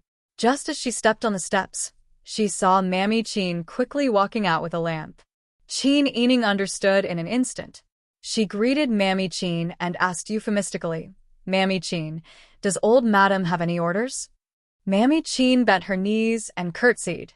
Qin Yining also curtsied in return. The two went to the side. Mammy Qin lowered her voice and said, Old madam is not in a good mood. She just took medicine and is sulking. Today, the matter of Duke Ding's family has spread. Old madam was worried and advised First Madam. Perhaps First Madam was in a bad mood and contradicted Old Madam. In anger, Old Madam ordered people to lock First Madam in the ancestral hall to reflect on her mistakes. Fourth Miss, when you see Old Madam later, be careful. Qin Yining was a bit surprised. She wasn't surprised that the Sun clan was muddle-headed, but she was surprised that Old Madam was so snobbish. Old Madam didn't like the Sun clan for a day or two. In the past, she had always endured it, but now, she couldn't endure it for even a day. Thank you, Mammy Qin. I understand. Although Mother is impulsive, her heart isn't bad. Moreover, when encountering this kind of matter, no one would be able to remain calm. There were some who spoke without thinking and offended Old Madam. Old Madam is wholeheartedly concerned about her family and the entire clan. Sigh, it's also hard on Old Madam. Upon hearing this, Mammy Qin smiled and said, I also advised Old Madam like this. With Mammy Qin by Old Madam's side, she's much more reliable than us little girls. When we encounter a problem, we panic. These words were very useful to Mammy Qin. She walked through the door with Qin Yining. Along the way, she had a smile on her face and couldn't help but raise her chin.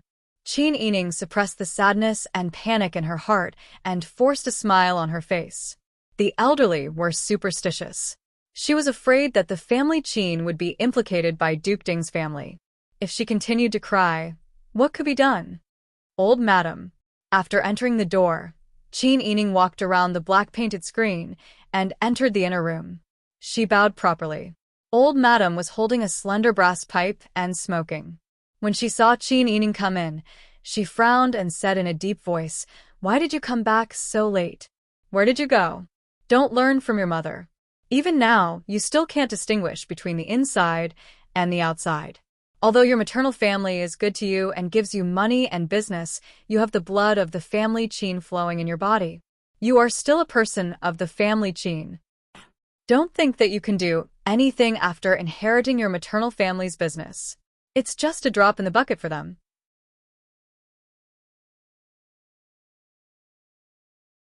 You're just a little girl with long hair and short knowledge. What do you know? You can be so grateful now. Aren't you afraid of getting into trouble and implicating our Fu? Qin Yining's heart was in a knot because of the questions of unscrupulous economics that were hurled at her. Even if Zhaoyun Agency was a drop in the bucket for the Sun family in the past, wasn't it important to the family Qin? Why didn't Old Madam give it to her? However, Qin Yining knew that Old Madam's temperament was like this. After all, She was her grandmother. Could she kill her? Old Madam is right. Granddaughter came back long ago. It's just that father asked me to go to the study in the outer courtyard and talked for a long time. It was delayed, so I didn't come to greet you immediately. Qin Yining obediently admitted her mistake. She actually scolded the wrong person. Old Madam was full of anger, but she encountered such a soft rebuff. She couldn't help but feel a little embarrassed. How could Qin Yining wait for the old madam to admit defeat? Wasn't that waiting for her to bear a grudge? Thus, she immediately gave her a way out. It's all granddaughter's fault for making grandmother worry. Today, Ding General Manor had this incident, and a Zhou's letter of credence was posted all over the streets. Someone was even killed by Chao Guozhang on the street. Right now, it's a chaotic time outside. Granddaughter really shouldn't have returned late. It's just that there was an urgent business matter, so I went to see Master Zhong and asked about the accounts. That's why I came back a little late. Old Madam, please forgive me. Old Madam felt that she could get over it on the surface, and her heart felt much better. Anne, it's good that you know your mistake. Stand up and talk. Unknowingly, she had forgotten the words she wanted to scold at the beginning. Qin Yining stood up with a smile and took the beauty hammer to massage Old Madam's legs. She only asked some topics such as whether Old Madam's dinner was delicious or not. He didn't have the slightest intention of pleading for leniency for the Sun clan. When Old Madam saw this, her heart felt even better. Right at this moment, the head maidservant Ji Xiang rushed in with a pale face. Old Madam, something happened outside. What happened? Don't be so flustered. Don't startle Old Madam. Mammy Qin reprimanded. Ji Xiang looked at Qin Yining. Her eyes were full of complicated feelings and pity. She knelt down and said, Old Madam, the men of the Sun family were all pulled out and beheaded just now, including young Master Biao, who's only 5 years old. Old Madam was shocked. The tobacco pipe and pot in her hand fell to the ground, and the ashes scattered all over the floor. What did you say? Didn't they behead him in 3 days?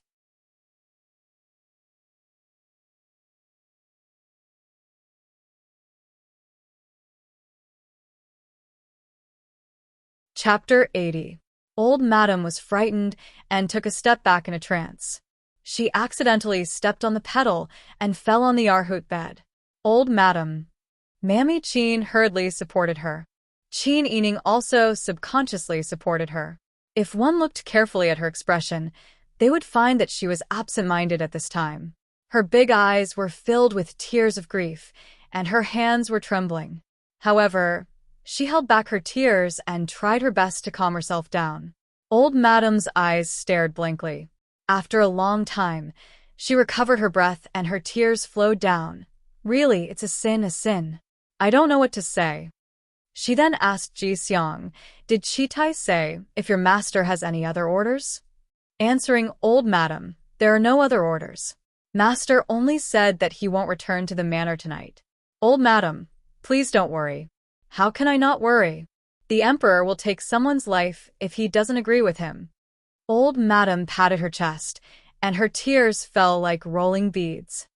I shouldn't have asked Mengub, to be an official. Tell me, what is this? Back then, when the plan of sowing discord came out, it indeed became famous and dealt a heavy blow to Northern Ji. However, Mengub was also hated by that evil embryo Meng Jishi. Now that he has become the grand tutor of the crown prince, the emperor is looking for him in all matters, both big and small. Who knows, he might even be schemed against by someone. Mammy Qin saw that Old Madam was crying sadly and hurriedly comforted her softly. However, Qin Yining maintained the posture of supporting Old Madam. Her heart was very sad. So many people from Ding General Manor had died. Even her 7- and 5-year-old little nephews were among them.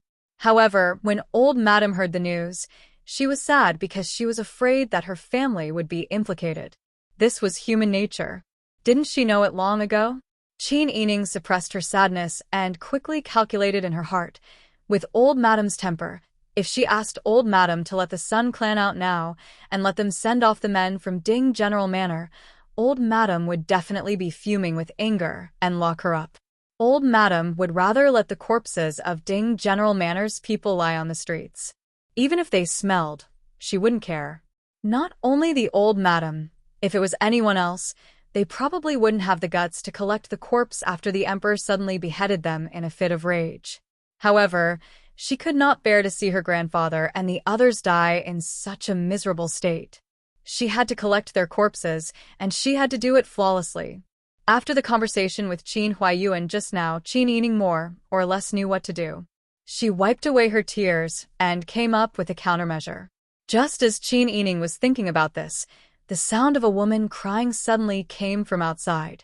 "Let me go! Let me go! I want to get out! Let me out!" "First Madam, you can't. Auntie, don't go out."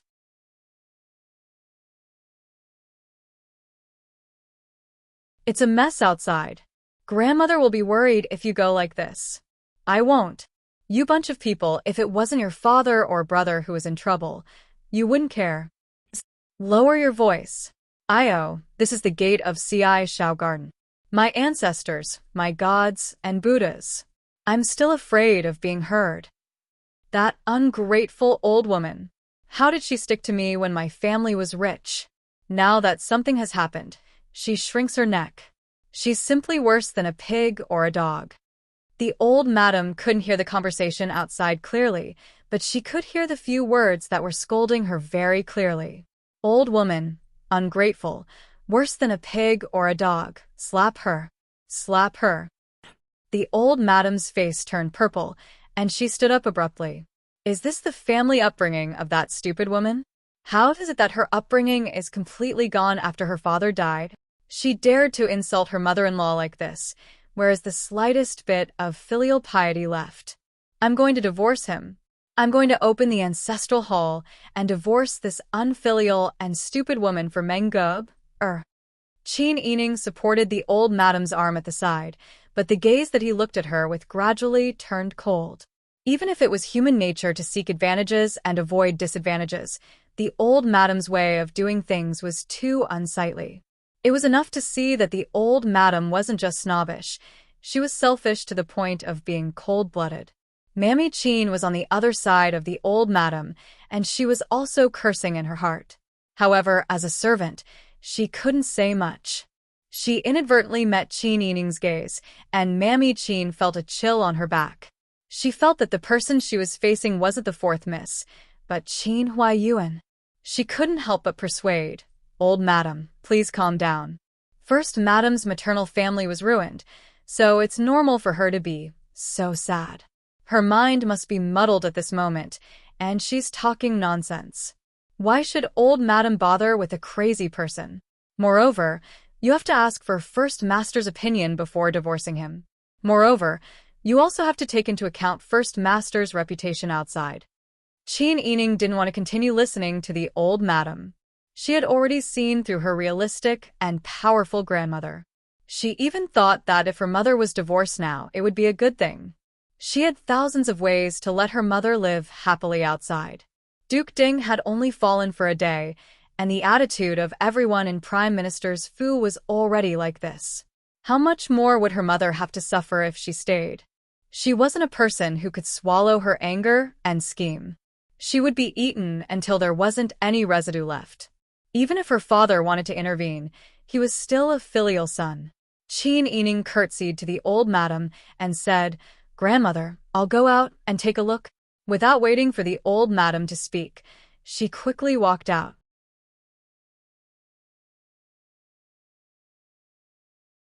The Old Madam was helped to sit down by Mammy Qin. She gasped for breath and stomped her feet. "Look, the sky has been turned upside down." Qin Yining walked out of Ci Shao Garden's courtyard and saw Mother Jean and Bing Tang, one on the left and one on the right, persuading the Sun Clan, who was covering their faces and crying. In addition, there was a maidservant and an older female servant kneeling on the ground and hugging the Sun Clan's 2 legs. The maidservant was called Chui Fu, and the older female servant was surnamed Zhang. One was the 6th young Miss personal maidservant, and the other was the 6th young Miss wet nurse. As for the 6th young Miss, She was standing not far away and was whispering to the other servants who were watching the show. Qin Yining had learned to be smart. He knew that he wouldn't show himself and instead found a spear. Qin Yining quickly stepped forward and casually lifted the two people hugging the Sun Clan's two legs by their collars and threw them away. Who do you think you are? You dare to touch the first madam. Even if Duke Ding's Fu has fallen, the first madam is still my father's first wife. What do you want to do? Do you want to die? Cui Fu and Nanny Zhang fell to the ground. It didn't hurt, but they were so scared that their faces turned pale. The sixth young miss couldn't keep her cool and immediately rushed over.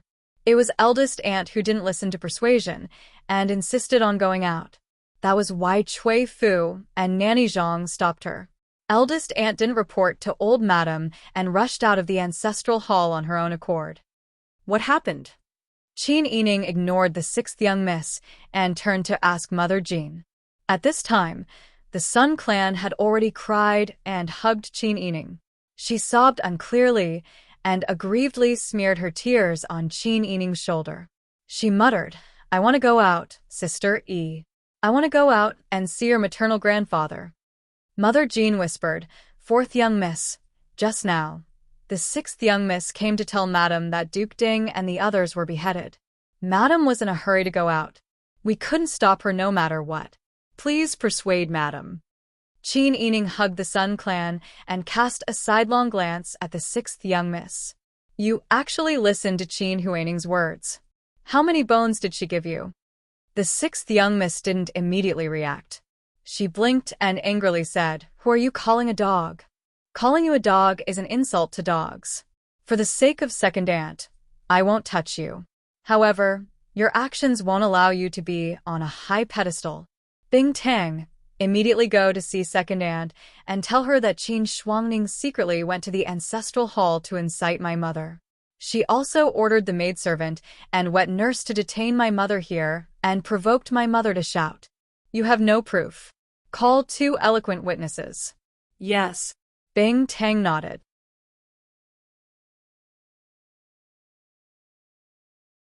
The sixth young miss screamed, Qin Yining, you and I are both young misses of the family Qin. You can bully your adopted daughter, but can you bully your biological daughter, like me? You dare to sow discord in front of second madam? Qin Yining ignored him and glanced at the old maids who were watching around. He immediately saw third shopkeeper Jing's mother, Mother Jing, pull out a sturdy woman. Fourth young miss, this servant is willing to be a witness. Qin Yining nodded. Okay, thank you. He didn't call her Mother Jing but pretended not to know her. Nanny Jing pulled the sturdy old woman and followed Bing Tang to the second branch in quick steps. The sixth young miss was completely flustered. She wasn't raised under D Mother's name. How could D Mother let her go after making such a scene? What are you waiting for? Stop them. The sixth young miss screamed and pulled Cui Fu and Mother Zhang to stop them. The two obeyed and chased after them. However, they were knocked down by Mother Jing and the sturdy woman. Qin Yining took advantage of the chaos and whispered a few words in the Sun Clan's ear. The Sun Clan was stunned at first. Then, her eyes rolled back and she fainted. Mother! Mother! Someone come! Call a doctor! Madam must have fainted from grief. Someone come! Mother Jean heard Qin Yining's words and rushed into Ci Shao Garden to ask for help. Old Madam was wearing a cloak and had been helped out by Mammy Qin, Ji Xiang, and Ru Yi. She stood on the steps and stared at the Sun Clan with a frown. Qin Yining had already helped the Sun Clan to sit on the ground. Helpless tears streamed down his face. He called out like a kitten, Mother, don't scare me. Please wake up. Old Madam opened her mouth, but Mammy Qin secretly pinched her arm. She looked at Mammy Qin unwillingly. Mammy Qin persuaded her in a low voice, Eldest Master is still in the palace. You have to consider his thoughts. Moreover, there are so many people watching. Old Madam glanced at the surrounding servants and suppressed her anger. She swallowed back the words, immediately divorce this idiot and throw her out. After all, she still cherished her reputation. Moreover, seeing her daughter-in-law, who had an accident, fainted in front of her, how could she not take her in? Carry her into Ci Shao Garden and wait for the doctor. Old Madam ordered. Mammy Chin immediately called for people to bring a spring stool and carefully moved the Sun Clan onto it. The group of people stumbled into the house. Qin Yining took advantage of the chaos and quickly ran in the direction of the second branch. He bumped into Bing Tang, Mother Jing, and the sturdy woman who had just come out. Fourth miss? Mother Jing, immediately think of a way to go out and help me pass a message to Master Zhong. Thank you very much. I don't dare. Miss, please instruct me. Qin Yining whispered into Mother Jing's ear and saw that Mother Jing understood.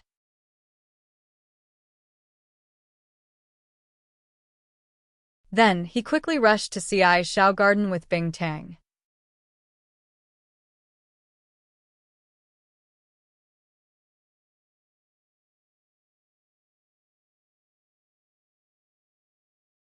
Chapter 81. When Qin Yining and Bing Tang stepped into Ci Shao Garden, Mammy Qin was anxiously waiting in the corridor. When she saw Qin Yining running in with Bing Tang, she hurriedly greeted them and said in a low voice, Madam Dowager is accompanying First Madam right now. First Madam is still unconscious, so Madam Dowager is very anxious. When she saw that you weren't here, she became even more anxious. Qin Yining understood Mammy Qin's meaning and explained, I was afraid that the doctor would be too far away and wouldn't be able to make it in time. He wiped off his sweat and anxiously urged Bing Tang, quickly go and take a look at my mother. Bing Tang nodded and hurriedly ran into the room. When Mammy Qin saw Qin Yining so anxious, she couldn't help but sigh in her heart. At such a critical moment, it was her own daughter who was able to help. In the past 2 days, such a big thing had happened at Duke Ding's mansion, but Miss Huaning didn't seem to be anxious. Moreover, she had asked carefully just now and learned that it was Miss Liu who went to the ancestral hall to report the news. Miss Liu and Miss Huaning had been friends for a long time, so it was easy for her to figure out the crux of the matter. Mammy Qin sighed. Miss, don't be anxious. Perhaps First Madam is just too sad. Everyone has to experience both good and bad things in their lives. After experiencing all 3 disasters and 8 misfortunes, their lives are complete. Don't be sad. Try to comfort First Madam. Mammy Qin is right. Qin Yining nodded and then said with a wry smile, to tell you the truth, I'm really panicking. Although I haven't been home for a long time, other than our family members, the second closest family to me is my maternal grandfather's family. Now that such a big thing has happened to their family, I feel really bad. However, as a woman, there's nothing I can do. As they spoke, the two had already walked up the stairs together. Qin Yining continued, right now, all I can think of is to comfort my mother and tell her not to be sad anymore. It's fine as long as I'm filial to Madam Dowager. Mammy Qin nodded. You're right. She knew that Qin Yining was a sensible person and would never act rashly. Previously, old Madam was still worried that Qin Yining would do something extreme for maternal grandfather's family. It seemed that she had thought too much. At this time, Bing Tang had already treated the Sun Clan. He replied to old Madam and Qin Yining, who had just entered. The First Madam fainted because she was too sad. Why don't we let her have a good rest and try taking some calming medicine? Old Madam saw that the Sun Clan didn't have any serious illness. Even if she fell in front of Ci Shao Garden, there was no reason for them to blackmail her. Only then did she breathe a sigh of relief. With a calm face, she said, forget it. Let her take the medicine and rest first. We'll talk about other things later.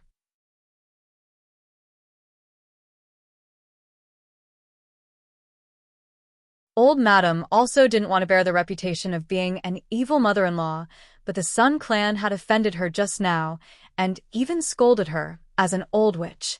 She couldn't pursue this matter now. She couldn't lock the unconscious Sun Clan back into the ancestral hall, right? Moreover, everyone knew that such a big thing had just happened to the Sun Clan's maternal family. This Sun Clan really knew how to feint. They didn't feint earlier or later, but they just had to feint at this time. Old Madam glared at the Sun Clan. Then she went out with a cold face. From beginning to end, she didn't say a word to Qin Yining.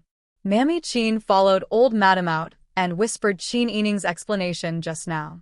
Old Madam listened, and her expression became slightly better. At least she's sensible.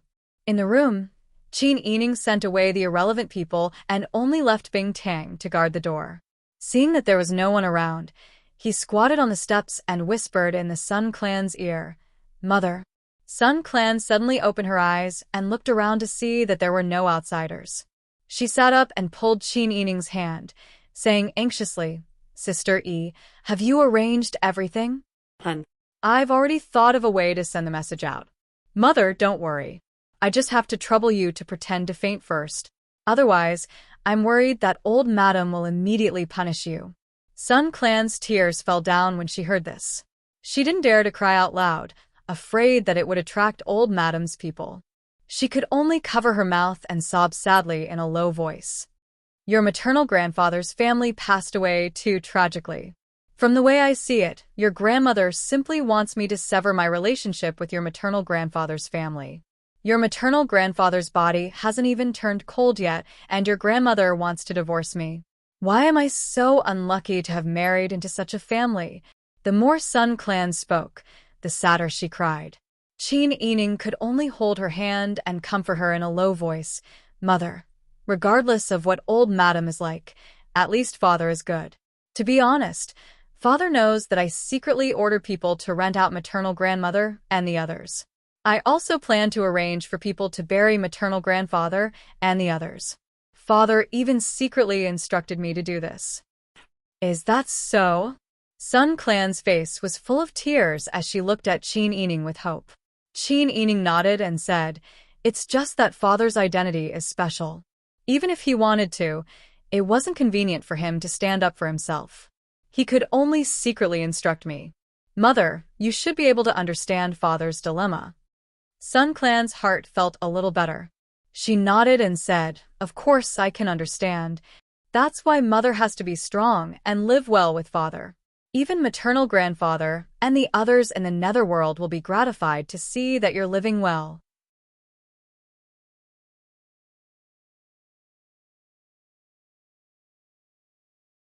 Moreover, if you're not living well yourself, how can you spare the energy to take care of maternal grandmother and the others? I've already arranged for people to take maternal grandmother and the others to my business. In the future, when maternal grandfather and the others are no longer around, our family still has some ability. Shouldn't we take more care of maternal grandmother and the others? Sun Clan's mother nodded when she heard this, and there was a little more determination in her eyes. Qin Yining's heart only calmed down a little when he saw Sun Clan's reaction. "The more difficult the problem, the more we have to be strong. The dead are already gone, and the living have to shoulder more responsibilities." Sun Clan's mother had already been moved by Qin Yining's words, and tears once again welled up in her eyes. Qin Yining smiled and said, "Mother, don't be sad. Take this opportunity to sleep first. I'll stay here with you." Sun Clan's mother was helped to lie down by Qin Yining. Looking at her charming and gentle eyes, she was inwardly moved. However, when she thought about how Qin Yining still hadn't come to see her, she felt very disappointed. While feeling sad, moved, disappointed, anxious, and angry, Sun Clan's mother unknowingly fell asleep. Qin Yining sat on the foot of the bed and lay down on the edge of the bed to take a nap. The room was quiet. The candlelight flickered, and shadows were cast on the lattice window. The person outside the back window sighed softly and leaped onto the roof. After a few leaps, he arrived outside Qin Manor. Huzi, who was hiding behind a large tree, saw his master come out. He looked around and quietly went up to greet him. "Master, you're back? Everything has been arranged. It's just that our people were a little late. The corpse has already been taken away by several groups of people. Right now, we're planning to arrange for people to investigate who did it." Pang Xiao took the cloak that Huzi handed over and put it on. He said indifferently, "There's no need to investigate. She did it." Huzi exclaimed in surprise, "Master, are you talking about fourth young Miss Qin?"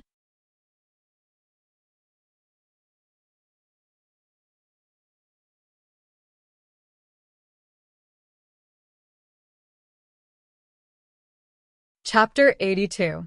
Huzi looked at Pang Zhao's soft eyes and laughed in his heart. He teased, "Master, you are a smart person. How can a person you like be a fool?" Pang Zhao glanced at Huzi indifferently. When did he say that he had taken a liking to her? "Mr. Zheng, you're the one who started this nonsense." Ah. "How can Master blame it on me?" Seeing Pang Zhao walk away, Huzi quickly caught up with him and nagged in a low voice. It was Master who liked her. Otherwise, why did Master come here in a hurry when the Sun family was in trouble? Not only did you have to help her collect her grandfather's corpse, but you also sneaked into her house like a burglar. If this doesn't count, then what does? You have just been stripped of your position as the Grand Marshal and have been scolded by the Emperor. Now you still have the heart to care about others. Huzi nagged and didn't notice that the person in front of him suddenly stopped. He almost bumped into Pang Zhao's back. "Master." Huzi swallowed nervously and suddenly wanted to slap himself. Really, his mouth was too cheap. He touched the pot that didn't boil. Pang Zhao didn't want to massacre the city and wrote a letter to the Emperor. He offended the Emperor and angered him. He hurriedly sent 2 eunuchs. One passed an imperial edict to strip his master of his position as the Grand Marshal, and the other passed an oral edict to scold his master. He said that he was soft-hearted, a person who fishes for fame, and is useless. Not only that, the Emperor directly arranged the Minister of War, Lian Xingjie, to lead the army and take over the position of the Grand Marshal. His master changed from a Grand Marshal to a Huban general. And the new Grand Marshal was an old, lecherous, and greedy man. His surname was Lian, but he was not honest at all. His name was Xingjie, and his character was not holy at all. As soon as he entered the military camp, he arranged a red tent, saying that he wanted to reward the army. There were 2 groups of soldiers and horses in the army. 9 out of 10 people were Wang Ye's Tiger Army, and 1 was from the original rebel army. Just these 10 people took turns to enter the red tent, which could ruin the atmosphere in the military camp. Lian Xingjie himself needed women to accompany him every night. Now the atmosphere in the military camp was rotten, like porridge. His master was holding back his anger. He had just forcibly removed the red curtain with Rayleigh's means, causing Lian Xingjie to blow his beard and glare at him, saying that he would submit a report to impeach him.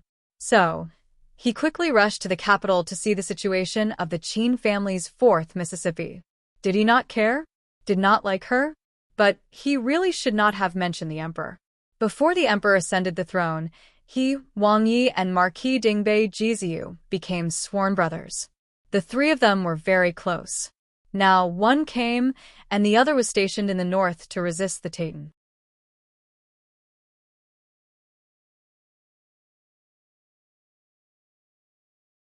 The Emperor sat on the high platform, but he began to be afraid of Wang Yi. He kept his men and horses and left all the dangerous places to Wang Ye's Tiger Army. Even he, a follower, could see the Emperor's intentions.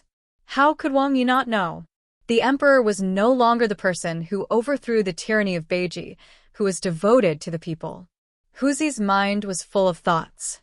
It was only a moment outside. He smiled apologetically and gently slapped his own mouth. He changed the topic and said, "But Miss Qin is really chivalrous and resourceful." Pang Zhao nodded and continued walking. Huzi breathed a sigh of relief and said with a smile, "That day at Xiangu Temple, Tianjizi said she had a good marriage and that the red Luan star had moved. At that time, she looked at you and said that, if Master likes her, why don't you just snatch her away? In any case, the family Qin will be finished in the future." Pang Zhao said, "It's not time yet. Was it time to snatch her away? Or was it time for the family Qin to be finished?" Huzi was confused. But seeing that Wang Yi was too lazy to talk, he did not continue to nag. The 2 of them rushed to a large mansion with 7 entrances and 7 exits. They knocked regularly on an inconspicuous corner door hidden under vines in the back garden. Someone immediately opened the door and invited them in. On the golden plaque hanging high above the main entrance of this large mansion, the 2 characters Chao Mansion reflected the moonlight and the light of the large red lanterns in the night. It was glowing faintly. Qin Huaiyuan returned to the mansion early the next morning. As soon as he entered, he heard about what happened last night. He did not say much and directly went to greet old Madam. At this moment, old Madam was talking with her daughters-in-law, granddaughters-in-law, and granddaughters in the main hall of Xixiao Garden. Second Madam explained with a smile, "Sixth girl made a mistake yesterday, so I locked her in the room to read female precepts. I heard that eldest sister-in-law fainted and is now recuperating at mother's place." Old Madam's experienced hand holding the teacup paused. The jade ring on her thumb and the teacup made a crisp sound. She didn't care about what mistakes Sixth Miss made, but her anger from last night was aroused by Second Madam's words. She put the teacup on the small table with a gloomy face. Second Madam was startled. She was stunned and speechless for a while. The atmosphere in the room, which was originally slightly relaxed, suddenly became tense. Fortunately, the voice of the little girl outside broke the silence. "Old Madam, First Master is back." Everyone breathed a sigh of relief. Who didn't know that First Master was Old Madam's favorite? Sure enough, a smile appeared on Old Madam's face. "Quickly invite him in. He was in the palace last night and didn't sleep. He must be exhausted today. Lujuan, prepare some food for First Master."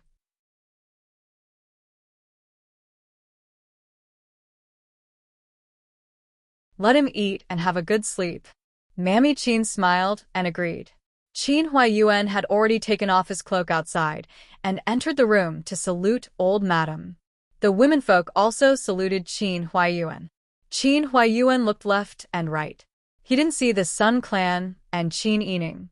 He only saw Qin Huaining wearing a powdered brocade jacket and skirt. He didn't know what she was thinking about. Qin Huaiyuan looked at her clothes and frowned. "Sister Yi is taking care of the Sun Clan?" He sat down on the round-backed chair next to Old Madam and took a sip of the tea served by head maidservant Ru Yi. With this sentence, everyone understood that Qin Huaiyuan already knew about yesterday's matter. Old Madam was a bit embarrassed. After all, she was the one who wanted to divorce the Sun Clan. She didn't ask for Qin Huaiyuan's permission before saying those words. That was why the Sun Clan fainted from anger. After all, they were husband and wife, right? Old Madam didn't answer, so others didn't say anything. Qin Huaiyuan looked at Qin Huaining. "Sister Hui, why don't you go take care of your mother?" Qin Huaining, who was suddenly called, suddenly raised her head and met Qin Huaiyuan's knowing eyes. Her heart skipped a beat, and she hurriedly said, "Yes, daughter wants to go." Originally, daughter wanted to go after paying respects to Old Madam. Sister Yi already took care of her all night. It should be your turn. Qin Huaiyuan waved his hand faintly. "You can go now. Call Sister Yi over. I have something to discuss with her." Qin Huaiyuan's words contained too much information and shocked everyone. First of all, although he wasn't at home, he knew everything that happened in the Fu like the back of his hand. Second of all, in Qin Huaiyuan's heart, Qin Yining had already risen to a position where he could discuss matters. He was clearly raising his daughter like a son.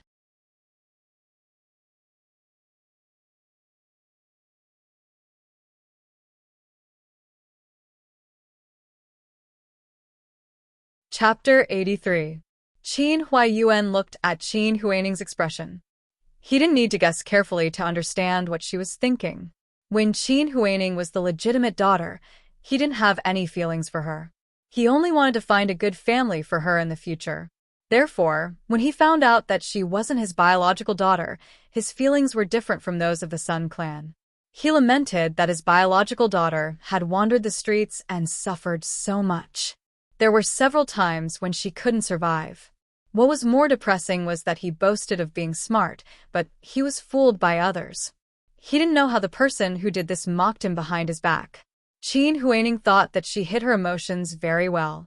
Even if she could escape everyone's eyes, she couldn't escape Qin Huaiyuan's discerning eyes, which had been trained in the imperial court. "Sister Hui." Qin Huaiyuan slowly opened his mouth. Qin Huaining heard this and raised her head. Her line of sight suddenly collided with Qin Huaiyuan's, scaring her so much that she hurriedly lowered her head. "Father, There are few words. I'll say it, and you'll listen. How much you understand depends on yourself. Yes. Father, please instruct me. Qin Huining's hands hanging by her side clenched into fists. Qin Huaiyuan gently put down the teacup and said in a gentle voice, "You know your own origins. I've been fooled for many years. After the incident, I could have sent you back to the health hall. Don't you think so?" Qin Huining's face was as pale as paper. The fear in her heart spread to her limbs and bones. The blood on her hands and feet almost froze. Father is right. Her voice was dry and trembling. She wanted to defend herself, but she couldn't say a word. She didn't think so much before. She only felt that she was innocent. The old madam, the Sun clan, her maternal grandmother, and the others were biased to no end. After Qin Yining returned, not only did he take away everything she had, but he also beat and scolded her and stepped on her underfoot. However, she didn't expect that her existence, to Qin Huaiyuan, was proof that he had been fooled. It was a stain in her wise and far-sighted father's life. How could she have forgotten about this? His father was such an all-powerful figure. How could he allow his life to be tainted? Why did he want to keep a stain like her by his side? Now that Qin Huaiyuan said this, could it be that he wanted to send her away? Old Madam was also nervous. She anxiously called out, "Brother Meng." Qin Huaiyuan smiled warmly at Old Madam and waved his hand to indicate that she shouldn't panic. "You are a girl that our family has raised for 14 years. In Old Madam's heart, in your mother's and my heart, even if we know that we are not related by blood, we still regard you as a member of the family Qin. We have never treated you as an outsider, but you have already treated yourself as an outsider." The room was silent.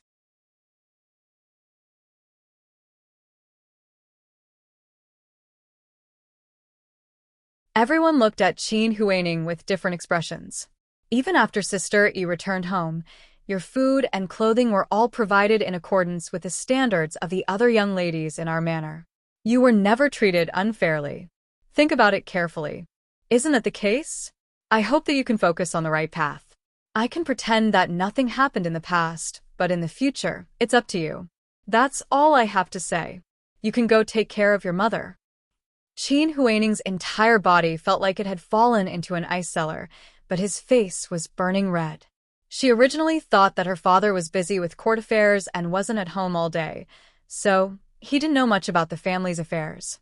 No matter what she did, she would at most coax Old Madam.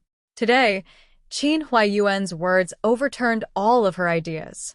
Qin Huining didn't dare to hesitate anymore. She bowed in fear and retreated. Qin Huaiyuan looked at her back and shook his head. His slender hand picked up the teacup again. Second Foreign, who was at the side, felt even more embarrassed. It turned out that eldest uncle knew everything. He usually didn't care about the family's affairs because he was too lazy to care. This time, Madam Sun had rushed out of the ancestral hall in a fit of anger because Sixth Miss had gone to report the news. She had even fainted in C.I. Shao Garden and was still bedridden. If Qin Huaiyuan blamed the second branch for this, her husband would no longer be able to hold his head up high in the imperial court. It had to be known that second master only had an unimportant position in the Ministry of Rights and was just eating his salary. The people outside were busy trying to curry favor with the crown prince and the grand preceptor, but they had no way to do so. They were a family, but it didn't make sense that they would offend someone because of an insensible concubine's daughter's mistake. Second Foreign smiled and said, "Yesterday, the sixth young miss was impetuous, and I already reprimanded her. She made her eldest aunt so angry that she fainted. It was because I didn't discipline her that there was no harm. Eldest uncle, please don't take it to heart." Qin Huaiyuan smiled and said, "Sister-in-law, you don't need to blame yourself. The cause of this matter was Sister Hui. You really can't be blamed." Second Foreign inwardly sighed in relief. It was rare that Qin Huaiyuan was a person who understood everything clearly. It was good that he knew it was the eldest branch's adopted daughter who stirred up trouble. Fourth young miss has arrived. A young maidservant passed on the message from outside. Not long after, Qin Yining walked in wearing a light white plain satin robe and a dark cyan 8-piece skirt. Her long hair was tied into 2 flat buns with a dark cyan ribbon. She didn't wear any makeup or hairpins as she walked in. She was originally tall and beautiful with a charming appearance.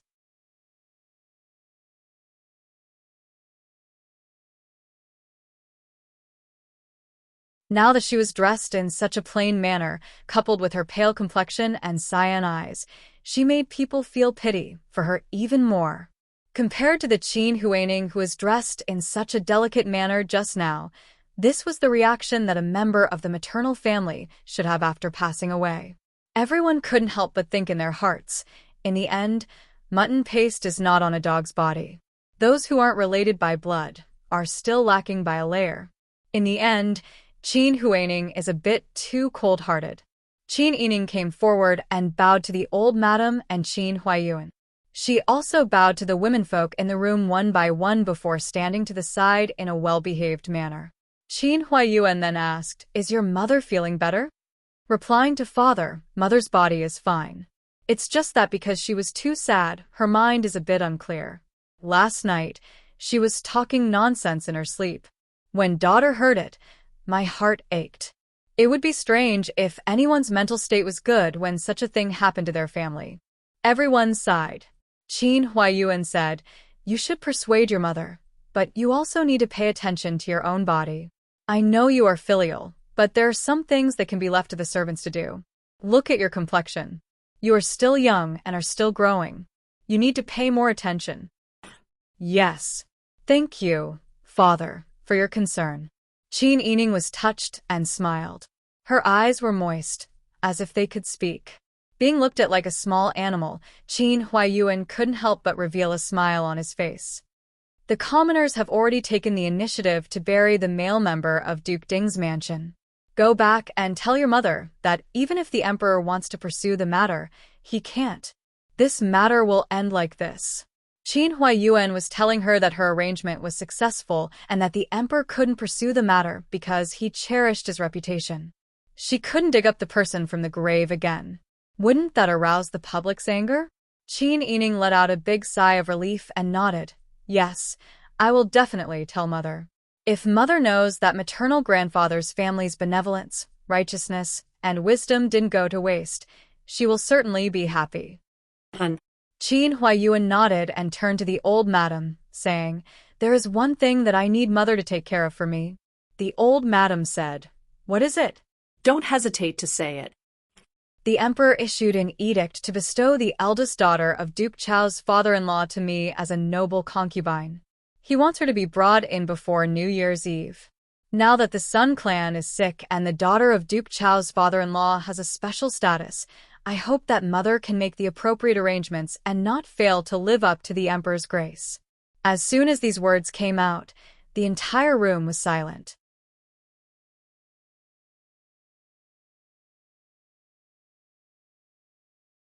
The eldest daughter of Duke Chao's father-in-law, wasn't that Empress Chao's elder sister? This concubine Chao, who was about to marry into the family, was now 30 years old. Because of her devastatingly beautiful appearance, she took a long time to find a husband and didn't marry until she was 20 years old. Who knew that she would become a widow in less than 3 years and live alone until now? Many people were saying that it was time for her to remarry. Who would have thought that the emperor would actually bestow her to Qin Huaiyuan as a concubine? Even if everyone didn't understand the twists and turns of the imperial court, Imperial Tutor Chao was impeached and lost his position. Qin Huaiyuan immediately became the imperial tutor. The hatred between these two families had already been formed. What was the emperor thinking by bringing the daughter of Duke Chao's father-in-law into the Qin manor? What's more, this was the elder sister of the demon empress. It was inevitable that her appearance wouldn't be bad, but who could guarantee her character? After this concubine entered the family, if she was arrogant and domineering and had the support of Duke Chao and the demon empress behind her, how could their family live a peaceful life? Everyone was a little nervous. Old Madam thought for a moment and smiled. Good, good. Although you are the imperial tutor now, Duke Chao has been in power for so many years. He has many disciples and old subordinates. His foundation is deeper than yours. The emperor gave his daughter to you as a concubine, which is also helping you. Our family and the Chow family have become in-laws. How many misunderstandings have been resolved. In the future, with the Chow family as your in-laws, you and the emperor will be in-laws. Very good. Very good. The more old madam said, the more refreshed she felt. She said with a smile on her face, "Don't worry. Leave this matter to me. It will be done grandly and won't be wronged." Qin Huaiyuan nodded. Second madam and third madam congratulated Qin Huaiyuan for getting a beautiful concubine. Seeing that there was no big matter, Qin Huaiyuan stood up and said, "This son will leave first. I will go to see the Sun clan. I will go out later." Old madam said worriedly, "You should sleep first. What matter do you have to do in a hurry? Don't harm your body." Old madam chased after Qin Huaiyuan and nagged him. She sent him to the corridor before entering the door. She excitedly pulled second madam and third madam over and began to discuss how to get a concubine. At this time, all the young ladies were asked to leave. Qin Yining wore a dark blue cotton cloak and went to the courtyard. Third young miss, seventh young miss, and eighth young miss all comforted her for a while before returning. Qin Yining stood in the corridor and suddenly smiled helplessly. Had she fallen to the point where she needed people's sympathy again? It seemed that there were no real idiots in this fu.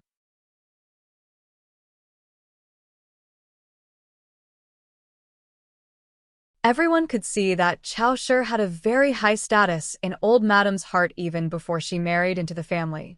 In the past, old madam curried favor with Duke Ding's family for her son's career. In a few days, she would curried favor with the Chao family. In the past, new people would only smile, and not old people would cry. With such a powerful concubine entering the family, how would her arrogant and upright mother deal with it? If a person was always suppressed by others, it would be fine. However, the Sun clan was used to being high and mighty. With such a huge difference, she was afraid that she would be even more irritated. Thinking about it, her father went to see her mother in person because he wanted to explain and comfort her face to face. Qin Yining sighed and quickly left Xixiao Garden. Early in the morning, she received news from Mother Jing that Duke Ding's family had been properly settled. She had to hurry to see the situation.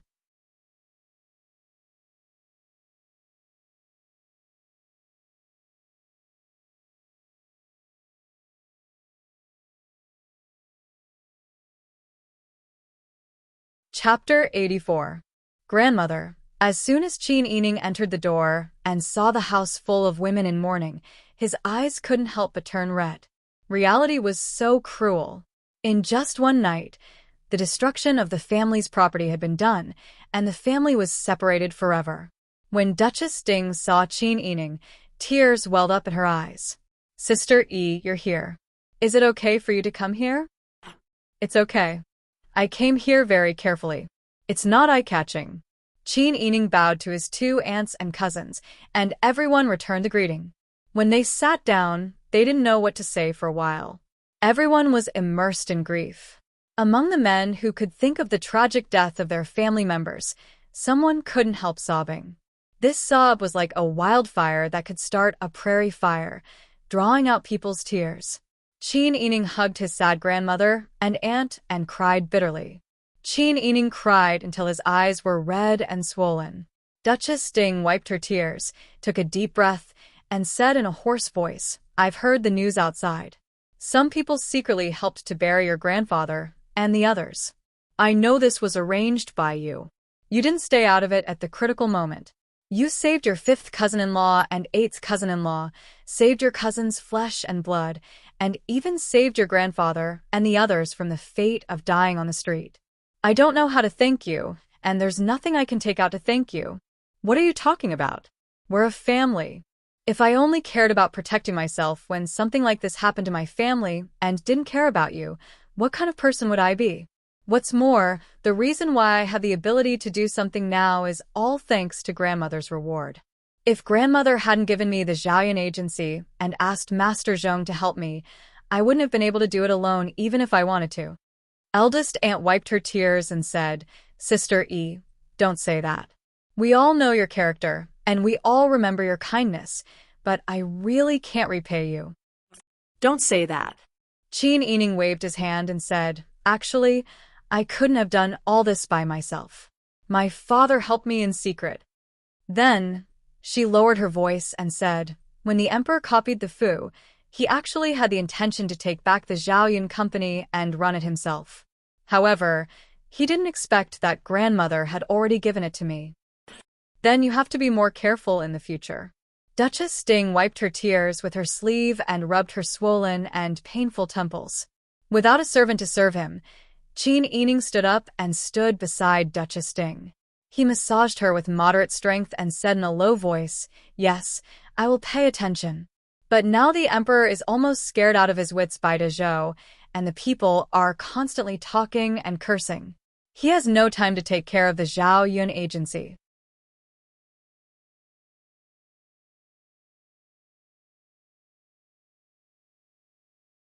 But the people in our residence. Qin Yining thought for a moment, then said, In a moment, maternal grandmother will make a list. In 2 days, the servants in the estate will be sold. I will buy what they should buy. Otherwise, you can't have no servants to serve you. Among the people I know, Bao Mama is the first one I must bring back. Hearing this, Duchess Sting's eyes were filled with tears again. She gently patted the back of Qin Yining's hand. The cousins were also very grateful. They had been to the Jiaofeng for less than a night, but they had already seen the dark and miserable side of it. They thought that they would suffer if they lived. For example, first aunt, and third cousin-in-law had even thought of keeping chastity for the Sun family with their deaths. They didn't expect that Qin Yining had rented them out before they made up their minds and acted. In the past, such a family as Duke Ding's mansion didn't care about such a small amount of money. But now they were penniless. It cost a lot of money to rent them out in the Zhaoyun agency. What's more, Qin Yining didn't intend to let them go out to work. Instead, he wanted to raise them here, and it seemed that there would be a lot of servants. It was not a small expense to raise so many of them. In any case, they felt this sincere feeling and were very grateful. Duchess Sting took Qin Yining's hand and asked her to sit beside her. I'll go back and carefully discuss with your aunt and your sisters to see who can stay and who can't stay. Qin Yining nodded and said, I specially brought Bing Tang, Song Lan, and Xiao Lu here. They will stay here to serve us for the next 2 days. Bing Tang, Song Lan, and Xiao Lu immediately came forward and saluted. Xiao Lu was loyal and upright. Bing Tang and Song Lan returned to the family Qin at the beginning because of Duke Ding's mansion. Now, they naturally had an inseparable relationship with Duke Ding's mansion. Duchess Ding held Qin Yining in her arms and stroked her long hair. She had thousands of words of gratitude and emotion, but she couldn't say a word for a while. She thought for a long time, and her eyes gradually became firm, as if she had made up her mind in an instant. Sister E, where's your mother? Qin Yining didn't want her grandmother and the others to worry. They were already suffering enough in their hearts, so why should she tell them about the Sun clan and bother them? Even if her grandmother was more considerate, at this time, she was afraid that she would only be physically and mentally exhausted. The womenfolk of this family still counted on her grandmother in the future. She didn't want to add more trouble. When my mother heard the news here, she was too sad and fell ill. She is now recuperating in Xingning Garden.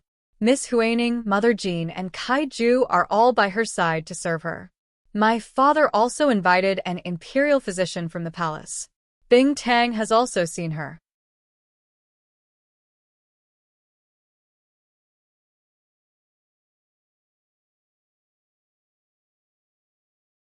It's just that she was anxious, but it's not a big problem. She will recover in 2 days. At that time, my mother and I will come to pay our respects to you.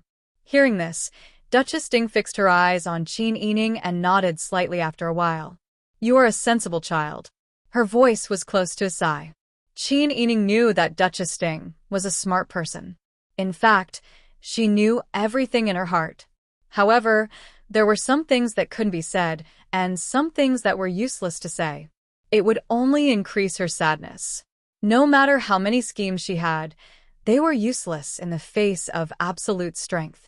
No matter how many methods she had to have the ability to use them. Qin Yining went to see her fifth cousin-in-law, who was in confinement.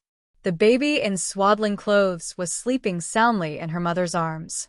Her fifth cousin-in-law was lying on the bed, covered with a thick quilt. Her head was tied with a green ribbon on her forehead. Her long hair was scattered, and her eyes were dull. Tears kept falling from the corners of her eyes, wetting a large part of the pillow. Her cheeks were pale and sunken overnight. Qin Yining was shocked to see her like this. Her fifth cousin-in-law and her fifth cousin had a deep relationship.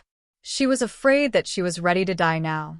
She strode forward and took her fifth cousin-in-law's hand. "Sister-in-law, fifth cousin has a message for you." Her fifth cousin-in-law's eyes suddenly widened. Qin Yining said, "You just gave birth naturally, and I told fifth cousin and grandfather the news that you and your daughter are safe." Fifth cousin cried with joy and said that it was good to have a daughter. A daughter is a mother's little cotton-padded jacket, unlike a son, who only makes a mother cry. He said that your daughter will be filial to you. Fifth cousin also said that he wants you to live strong and live well with your child. Fifth cousin did say something similar. In fact, there was another sentence that was sent by Master Zhong, but she felt that it was not appropriate to say it to her fifth cousin-in-law now. Fifth cousin also said, "Shuang is still young. If there's a suitable one, marry again. Don't be alone for the rest of your life."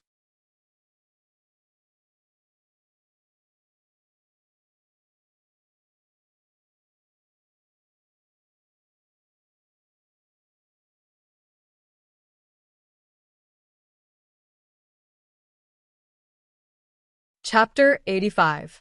The fifth sister-in-law's eyes were wide open. Although she was looking at Qin Yining, her eyes fell on the void. Tears kept pouring out of her eyes, like a spring that would not dry up. Seeing her like this, Duchess Ding slowly stepped forward and slowly sat on the edge of the bed with her hands on her knees. Her voice was vicissitude and calm. "Knowing that you gave birth safely, he can go with peace of mind. The dead are gone, and the living have to be stronger. It's easy for them to close their eyes.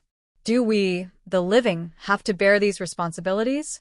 Sister Shuang, I know that you are a young couple and have a good relationship. Listen to your grandmother. Just think that he is traveling far away. You will finally meet him in the future." Grandmother. The fifth sister-in-law choked with sobs. She held the child with one hand and grabbed Duchess Ding's hand with the other, as if she wanted to crush her fingers. Everyone couldn't help crying again. In the face of such a big disaster, they would either be defeated by setbacks or hold their breath and straighten their backs that had been bent. The words that Duke Ding had told Duchess Ding before he left were still fresh in their minds. And Duchess Ding lived up to her reputation. At the critical moment, she, who is the weakest and the oldest, should be the one crying the most, but she was able to calmly analyze everything and lead the panicked womenfolk to choose the right path. Qin Yining looked at Duchess Ding with admiration, but he felt distressed for her. The only thing she could do was to take good care of her grandmother and the others and not let them eat and wear their clothes.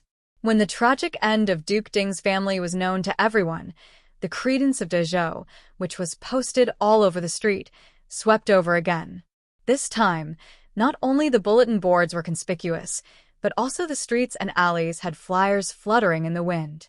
Those who could read could pick up one and read the content on it. Dezhou killed 20,000 captives because of the Yan Emperor's charge.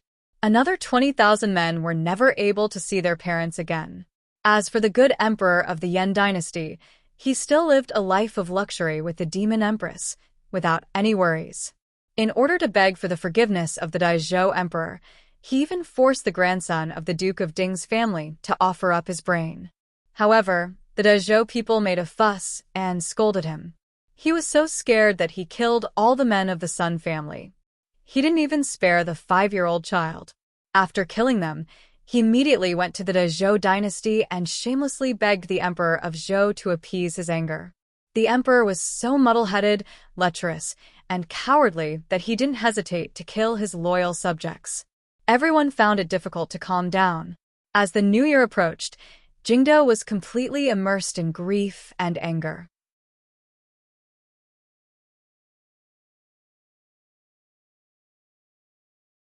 Even the common people felt a chill in their hearts when they thought of the rumors from that day, Chao Guozhang's domineering killing in the street, and the emperor's indifference. The Sun clan was even more bitterly disappointed than the commoners. Mother, the Sun clan was wearing a sapphire blue robe, silver jewelry, and a black cloak. As soon as she entered the door, she hugged Duchess Ding's leg and cried, "Mother, Qin Meng, that ungrateful person, he failed me and our family."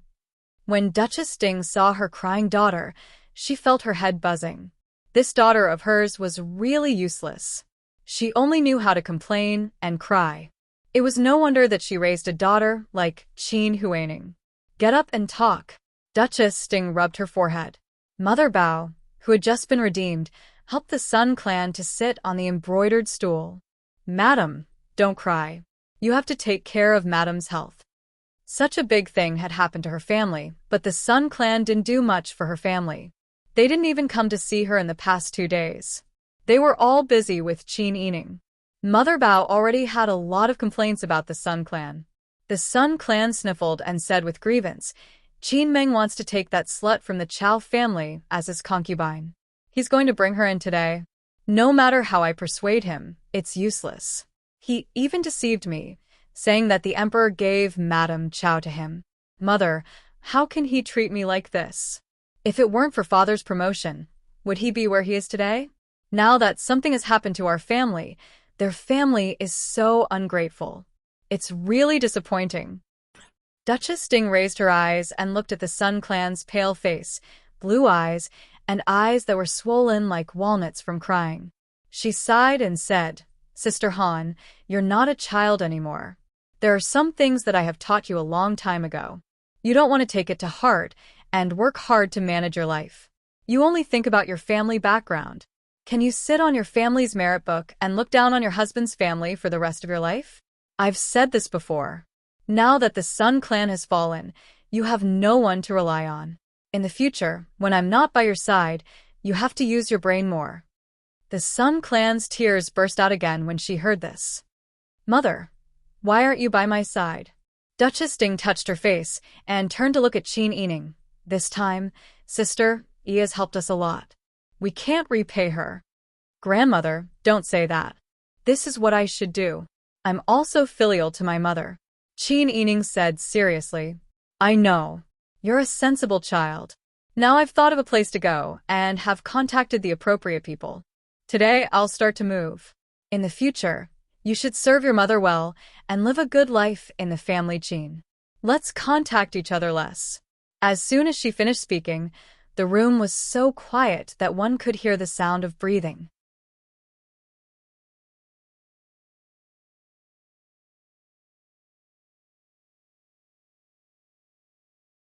The Sun clan's daughter said in a panic, "Mother, are you angry with me? I just have no place to vent my grievances, so I came to tell you. I know I shouldn't have. Mother, don't be angry. Don't leave me. It's not directed at you." Duchess Ding sighed and said, "Sister Han, you should trust your husband's words more in the future and listen to Sister Yi's advice more. That Madame Chao must have been given to the son-in-law by the emperor. Her origin is not simple. You have to be careful with her in the future. Don't believe anyone's words easily. If you encounter something, you have to discuss it with Sister Yi before you do it. Sister Yi is a person who understands." The Sun clan's daughter listened to Duchess Ding's last words. She became even more flustered. Qin Yining had already understood Duchess Ding's meaning. He frowned and said, "Grandmother, you really don't have to worry. I didn't create the rule that Zhao Yunxi rented people from the musical house. It's a rule passed down from my ancestors. I'm willing to take our family here and raise them. This is also the freedom of Zhao Yunxi. How can the emperor extend his hand to us?" "Silly girl," Duchess Ding said. "Do you think the emperor is reasonable? If he were reasonable, our family wouldn't be in such a situation. Your father's identity and status are special. It's not appropriate for us to stay." Besides, I have something to do. Speaking of this, Duchess Sting stood up and patted the Sun Clan's head. Then she said to Qin Yining lovingly, although you haven't been home for a long time, I can see that you are a smart child. Let's have less contact with each other in the future. It's a blessing for us to live our own lives and die peacefully. Qin Yining frowned when he heard this. Bing Tang, Song Lan, and Qiu Lu, who were serving on the side, all felt that Duchess Sting's words were too cold-blooded. At that time, in order to rescue these women, in order to send the news to the prison of the Ministry of Justice so that the men would not be worried before they died, in order to collect the bodies of the men of the Sun Clan, and in order to help their masters find their loyal servants, she spent more than just money. How much did she worry and how much risk did she take?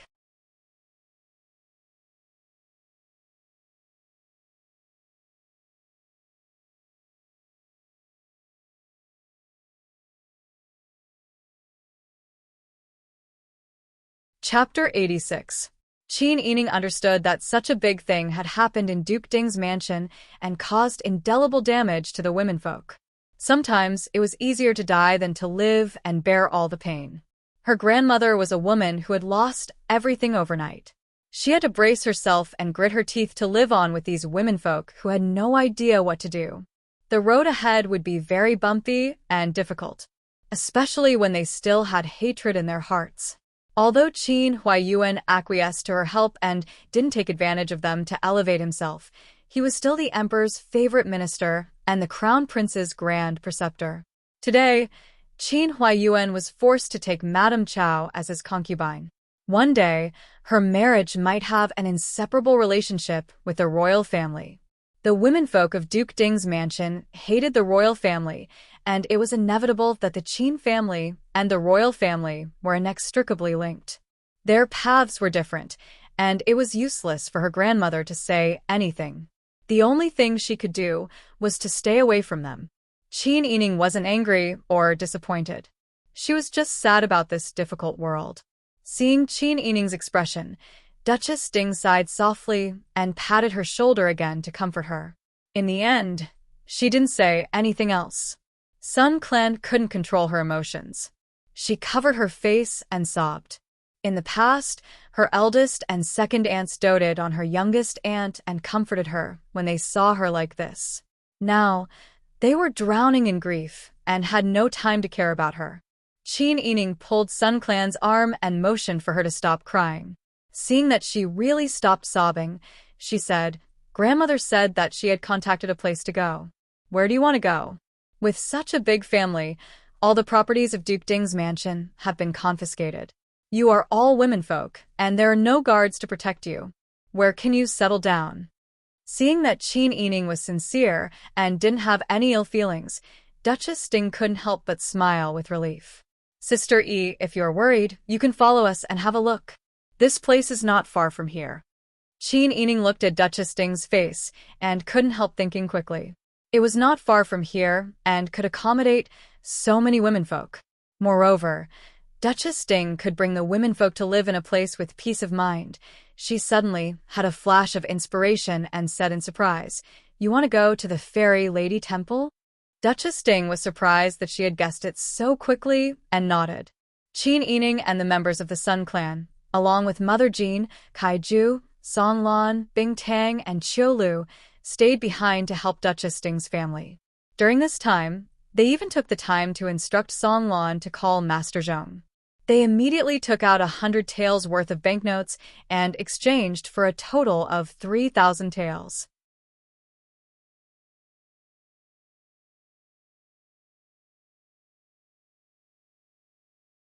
The mistress and servants sat in 6 large carriages and arrived at the Fairy Lady Temple in the afternoon.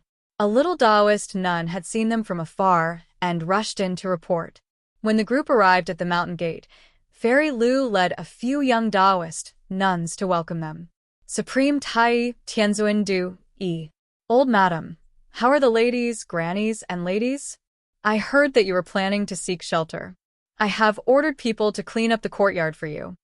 Fairy Lu was wearing a grayish-blue Taoist robe and a new green cloak. She looked round and had a shrewd smile on her face. It was unknown if she had gained weight again. Thank you for taking us in, Fairy Lou. Duchess Ding sighed and led the womenfolk into the mountain gate with Fairy Lou. Fairy Lou, you were right about everything back then. Alas, I hope I wasn't right. Fairy Lou also sighed. When she saw Bing Tang, who was looking at her with big watery eyes and dressed up neatly and beautifully, she couldn't help laughing. Oh, it's Jingjin. Come and let Master have a look. Master. Bing Tang let go of Qin Yining's arm and stepped forward to salute with a smile. Fairy Lou patted Bing Tang's head and said, "It seems that you are doing well now. Miss Qin is really a benevolent and righteous person." Qin Yining held the Sun Clan's arm and smiled. You flatter me. I don't deserve it. Fairy Lou looked at the womenfolk behind her who were dressed in white.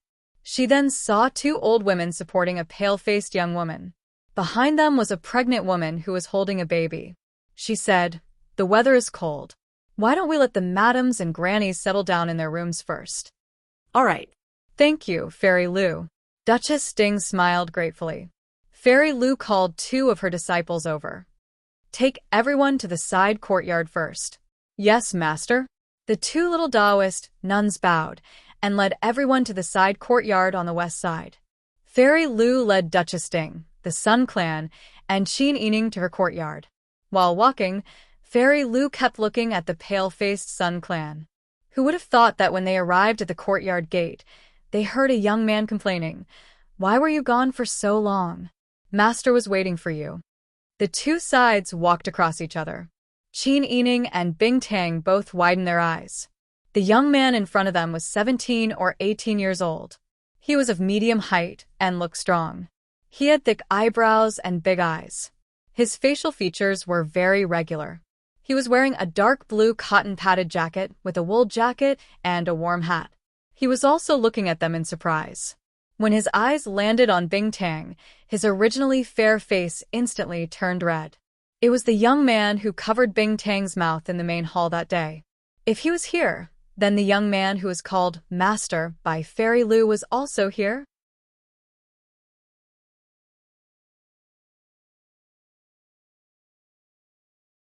Sure enough, when the bamboo curtain in the main room opened, a handsome young man wearing a brocade cloak with a gray fur collar walked out.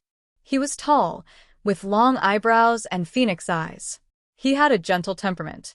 It was the young man Qin Yining had met. Qin Yining quickly lowered his eyes. Thinking of the scene that day, he couldn't help but blush with embarrassment. Seeing her blush, Pang Xiao couldn't help but look away awkwardly, although he had been hiding his eyes and slightly hunching his back to change his aura.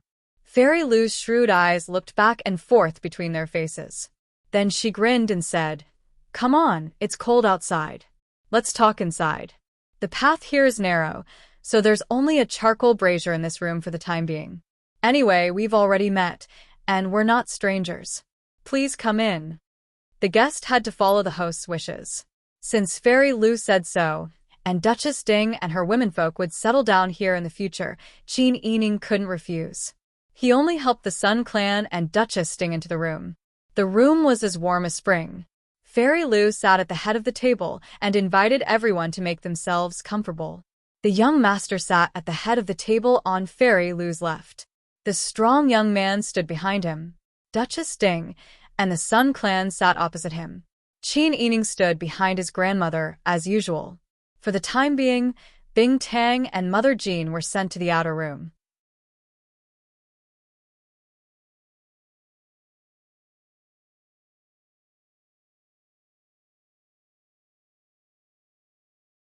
Chapter 87.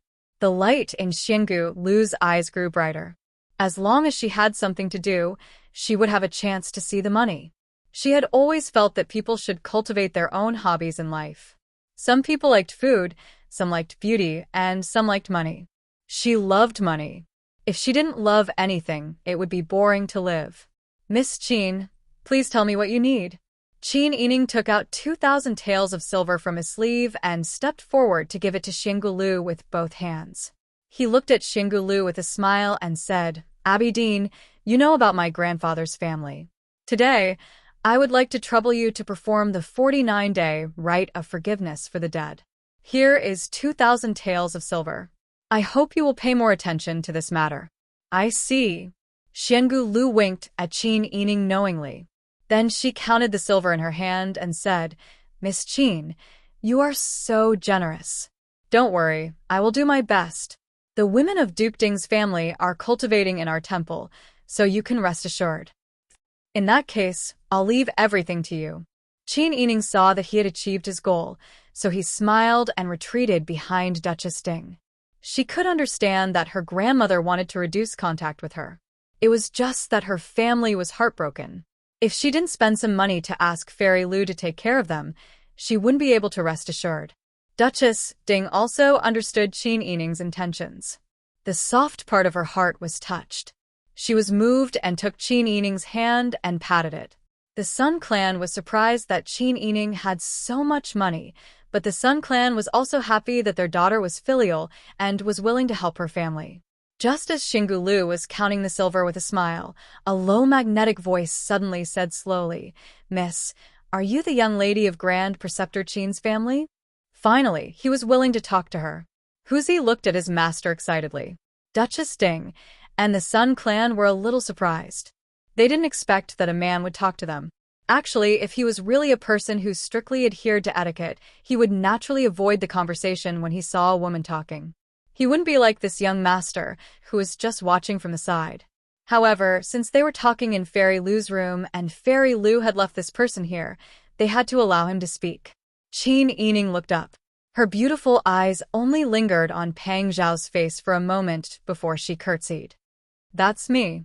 This young master has a deep relationship with Master Lu. Now that we have met twice, I still haven't asked for young master's name and where is he from. My surname is Yao. I'm from the north, and I'm here to do business. Pang Zhao stood up and returned the greeting, using his mother's surname. So it's young Master Yao. Qin Yining lowered his head and didn't say anything else. Pang Zhao also returned to his seat.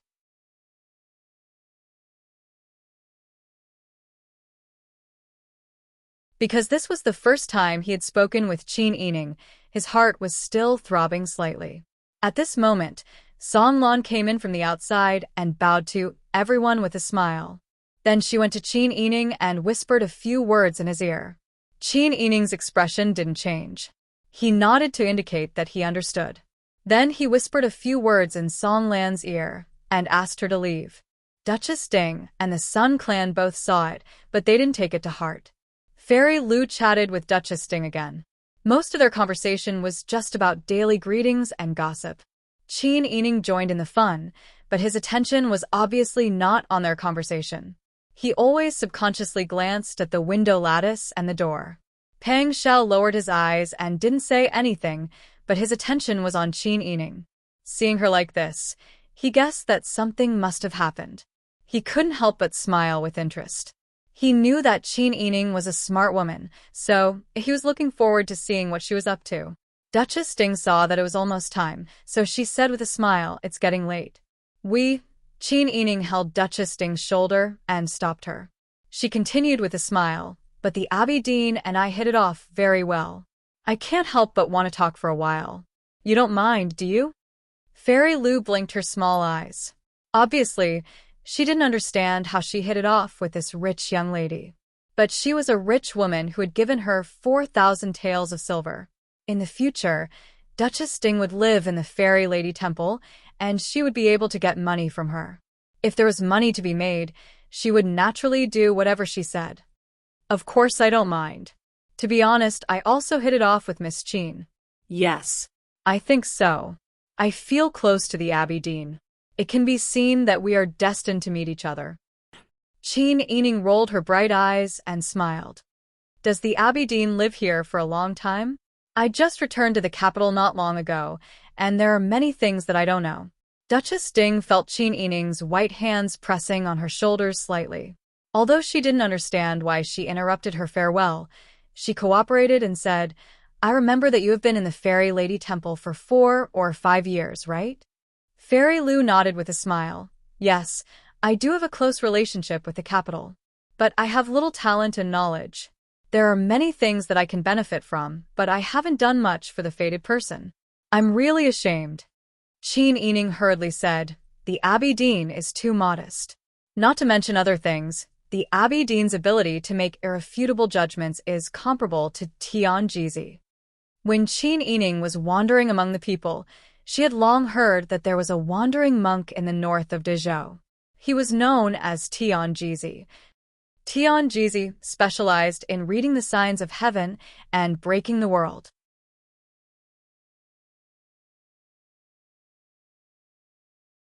A few years ago, he had read the fate of the Emperor of Dezhou and the two famous generals of Dezhou who had not yet ascended the throne. It was said that the Emperor of Zhou Li Qitian, Marquis Dingbei Jiziyu, and Prince Zhongshuan Pengshao became sworn brothers. They were the Iron Triangle who rebelled against the tyranny of Northern Ji. These three people occupied the 2 stars of 7 Kills and Army Destroyer in the Tianjizi. One of them was said to be unspeakably noble. Later, when Li Qitian ascended the throne, the unspeakably noble was naturally him. There was even a rumor among the people that Peng Shao and Jiziyu were the reincarnations of 7 Kills and Army Destroyer, respectively. Qin Yining used Tianjizi to compare to Fairy Lu. It could be said that he was praising her highly. Although Fairy Lu was smiling on the surface, she was muttering in her heart. Huzi, who was at the side, couldn't help but look at Fairy Lu. Peng Shao raised her eyes and quietly looked at Qin Yining. Did she mean it or not? Did she say that because she knew Fairy Lu's true identity? Fairy Lu smiled and said, "Immeasurable deity, I don't dare to accept Miss Qin's praise. Besides, although I have a little bit of cleverness, I don't have the ability to get rid of disasters for everyone. What's the use of just saying it? Abbey Dean, you're too modest. It's better to nip the problem in the bud than to be unprepared." Qin Yining chatted with Fairy Lu about Taoism, where she used to live when she wasn't in the Fairy Lu temple, and what the local customs were like. After chatting for a while, 2 hours passed unknowingly. Duchess Ding and the Sun clan were a little tired. Speaking of which, they had been sitting in Fairy Lu's room for 4 hours. Their backs were sore. Duchess Ding was about to leave again. But before she could open her mouth, Qin Yining stopped her with a smile. "It's rare for me to be free today. What's the harm in chatting for a while?" This time, everyone could clearly sense her abnormality.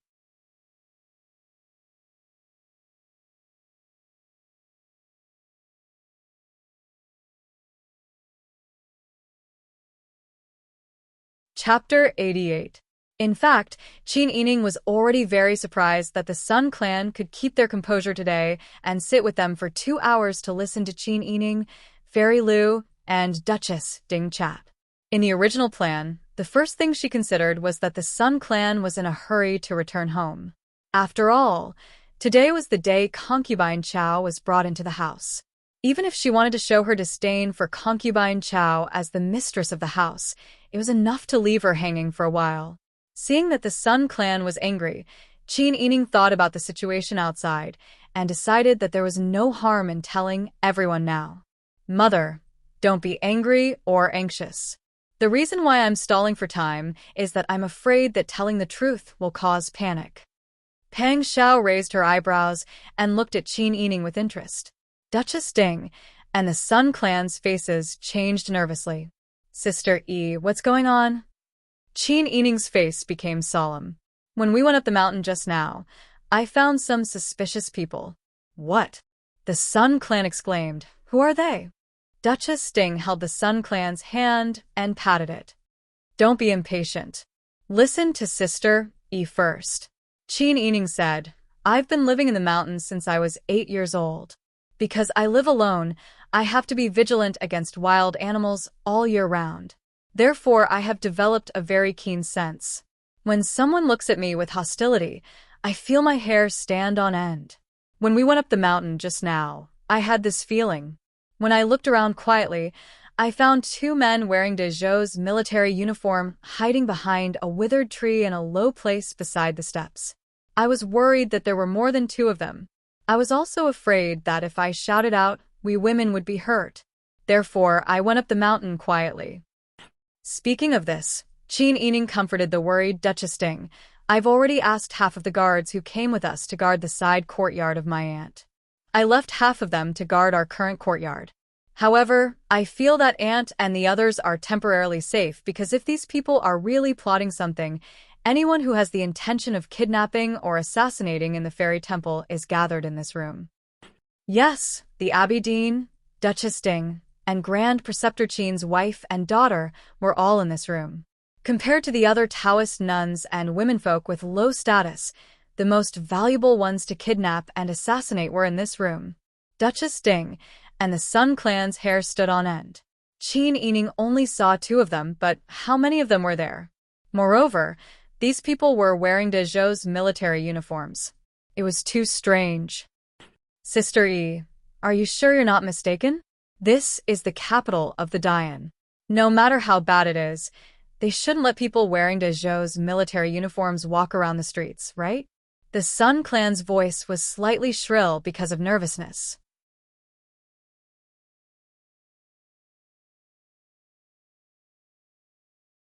Qin Yining hurriedly signaled the Sun clan to lower their voice and said, regardless of whether they are real people from de Zhou or not, and regardless of when they changed into de Zhou's military uniforms, the important thing is that they came with bad intentions. Duchess Ding's mind had already turned countless twists and turns. Her first guess was that these people were sent by the incapable ruler.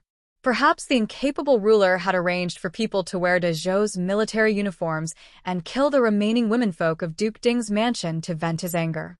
Then he would clear his name. Although it seemed absurd, a self-indulgent ruler was capable of doing such absurd things. The room was silent. The Sun clan trembled with fear. What should we do? What should we do? Mother, what should we do? Duchess Ding frowned unhappily. The Sun clan's panic was in sharp contrast to Qin Yining's calmness after knowing about it. Can't you be quiet? Isn't everyone here? Fairy Lu also persuaded. It doesn't matter. It doesn't matter. My room is quite sturdy. It will be fine for a while. Pang Xiao withdrew her cold and disdainful gaze from the Sun clan and looked at Qin Yining calmly. While admiring her wit and pitying her situation, she had already guessed it in her heart. Since Qin Yining had found it when he went up the mountain, given the distance between Fairy Taoist Temple and Jingdu, for hours was enough for the reinforcements to come at full speed. Although not everyone could recognize his appearance, what if some of the people Qin Yining found recognized him? There would be more trouble then. The reinforcements would definitely be able to protect the safety of these women because Qin Yining was a smart person and would not put her grandmother and mother in danger. What's more, her little niece, who had just been born, was in the side yard. Thinking of this, Pang Xiao stood up with a pale face and a trembling voice. Why didn't you say so earlier? What are you thinking? Aren't you trying to harm me? He showed off his fear of death vividly. He paced around the ground like an ant on a hot pan. No, we're leaving now. You guys take care of yourselves. After saying that, he pulled Huzi and left. Huzi was stunned by Pang Xiao. Wasn't his Wang Yi interested in Miss Qin? At this time, shouldn't he step forward bravely and make a manly promise? I will definitely protect you. To move, Miss Qin? Wang Yi, you just ran away like this. Aren't you afraid of leaving a bad impression? Huzi chased after Pang Xiao with a confused face. Qin Yining narrowed his eyes and chuckled. His laughter was particularly clear in the room. Young Master Yao, don't you think your behavior is very suspicious? Pang Xiao stopped in his tracks and looked at him with admiration. When he turned back, he still looked like he was about to pee his pants. What? You nobles have provoked bad people. Are you not allowing people to escape?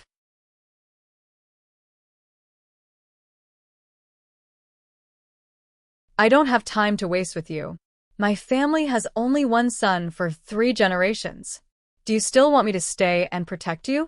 Let me tell you, that's impossible. I advise you to quickly run for your lives, too. Young Master Yao, don't joke around. Qin Yining stared at Pang Xiao with her beautiful eyes. The sharp coldness in her bright and beautiful eyes could not be ignored. Although her body was still delicate and soft, her aura did not lose to any adult man. Pang Xiao was almost dazzled by her eyes. Young Master Yao, as long as you are a normal person, you would know that it is more dangerous outside than inside, right?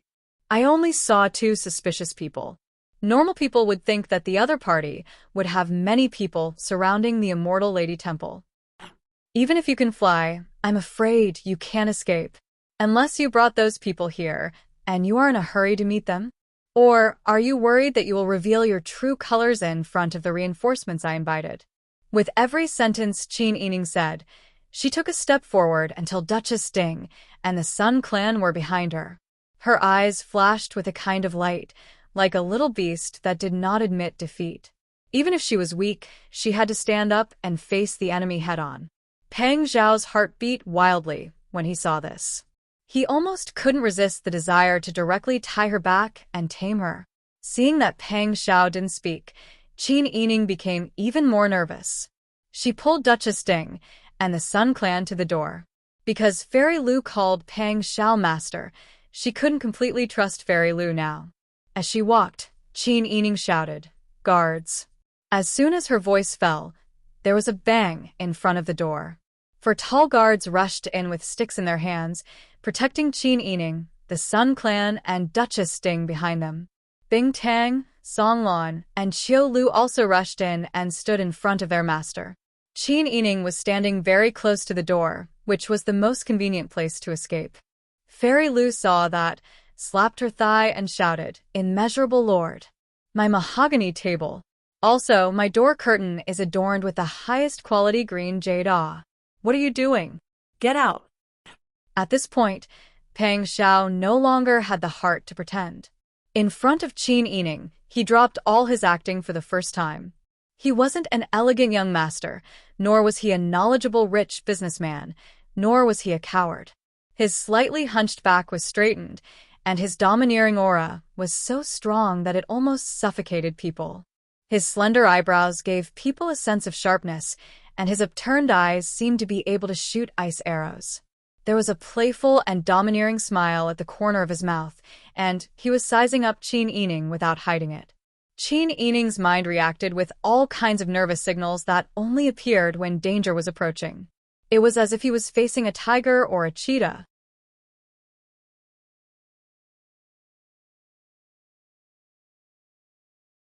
He said in a trembling voice, "It's really you? Who the hell are you?" "Who am I?" "Why should I tell you who I am? You.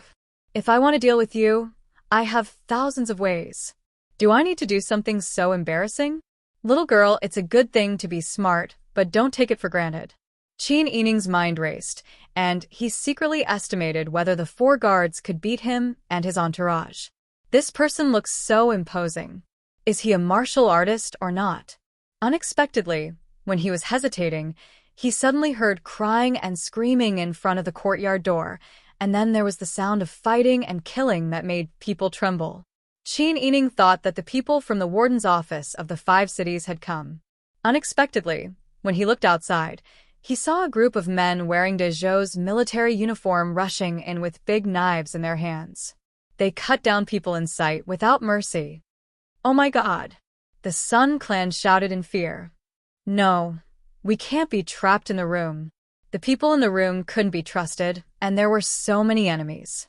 Were they going to be caught like turtles in a jar? Qin Yining pulled the Sun Clan and Duchess Ding, called the 4 guards, and ran out, wanting to escape from the side door. Unexpectedly, as soon as he went out, he heard a sharp sound in the air. Qin Yining only felt an unprecedented crisis, and the hair on her back stood up. She subconsciously wanted to hide, but in the next moment, she remembered that the person behind her was her mother. If she hid, what would happen to the person behind her? It was at this moment of hesitation that the men in de Zhou's military uniform rushed over with bloody knives. She also saw the 2 archers shooting arrows on the courtyard wall. It was too late. Qin Yining was so scared that she closed her eyes tightly. She was afraid that she would die here today. Unexpectedly, she heard a strong wind and saw a shadow in front of her, blocking the sunlight. Her hand was held by a rough and warm hand. You're tuning in to the Romance Rendezvous YouTube channel. We're so grateful for your support, and don't forget to subscribe to join us on this incredible journey through captivating stories. Your generosity through donations truly makes a world of difference, as it's the primary source of revenue that allows me to expand and enhance this channel for you. Thank you from the bottom of my heart for being a part of this adventure.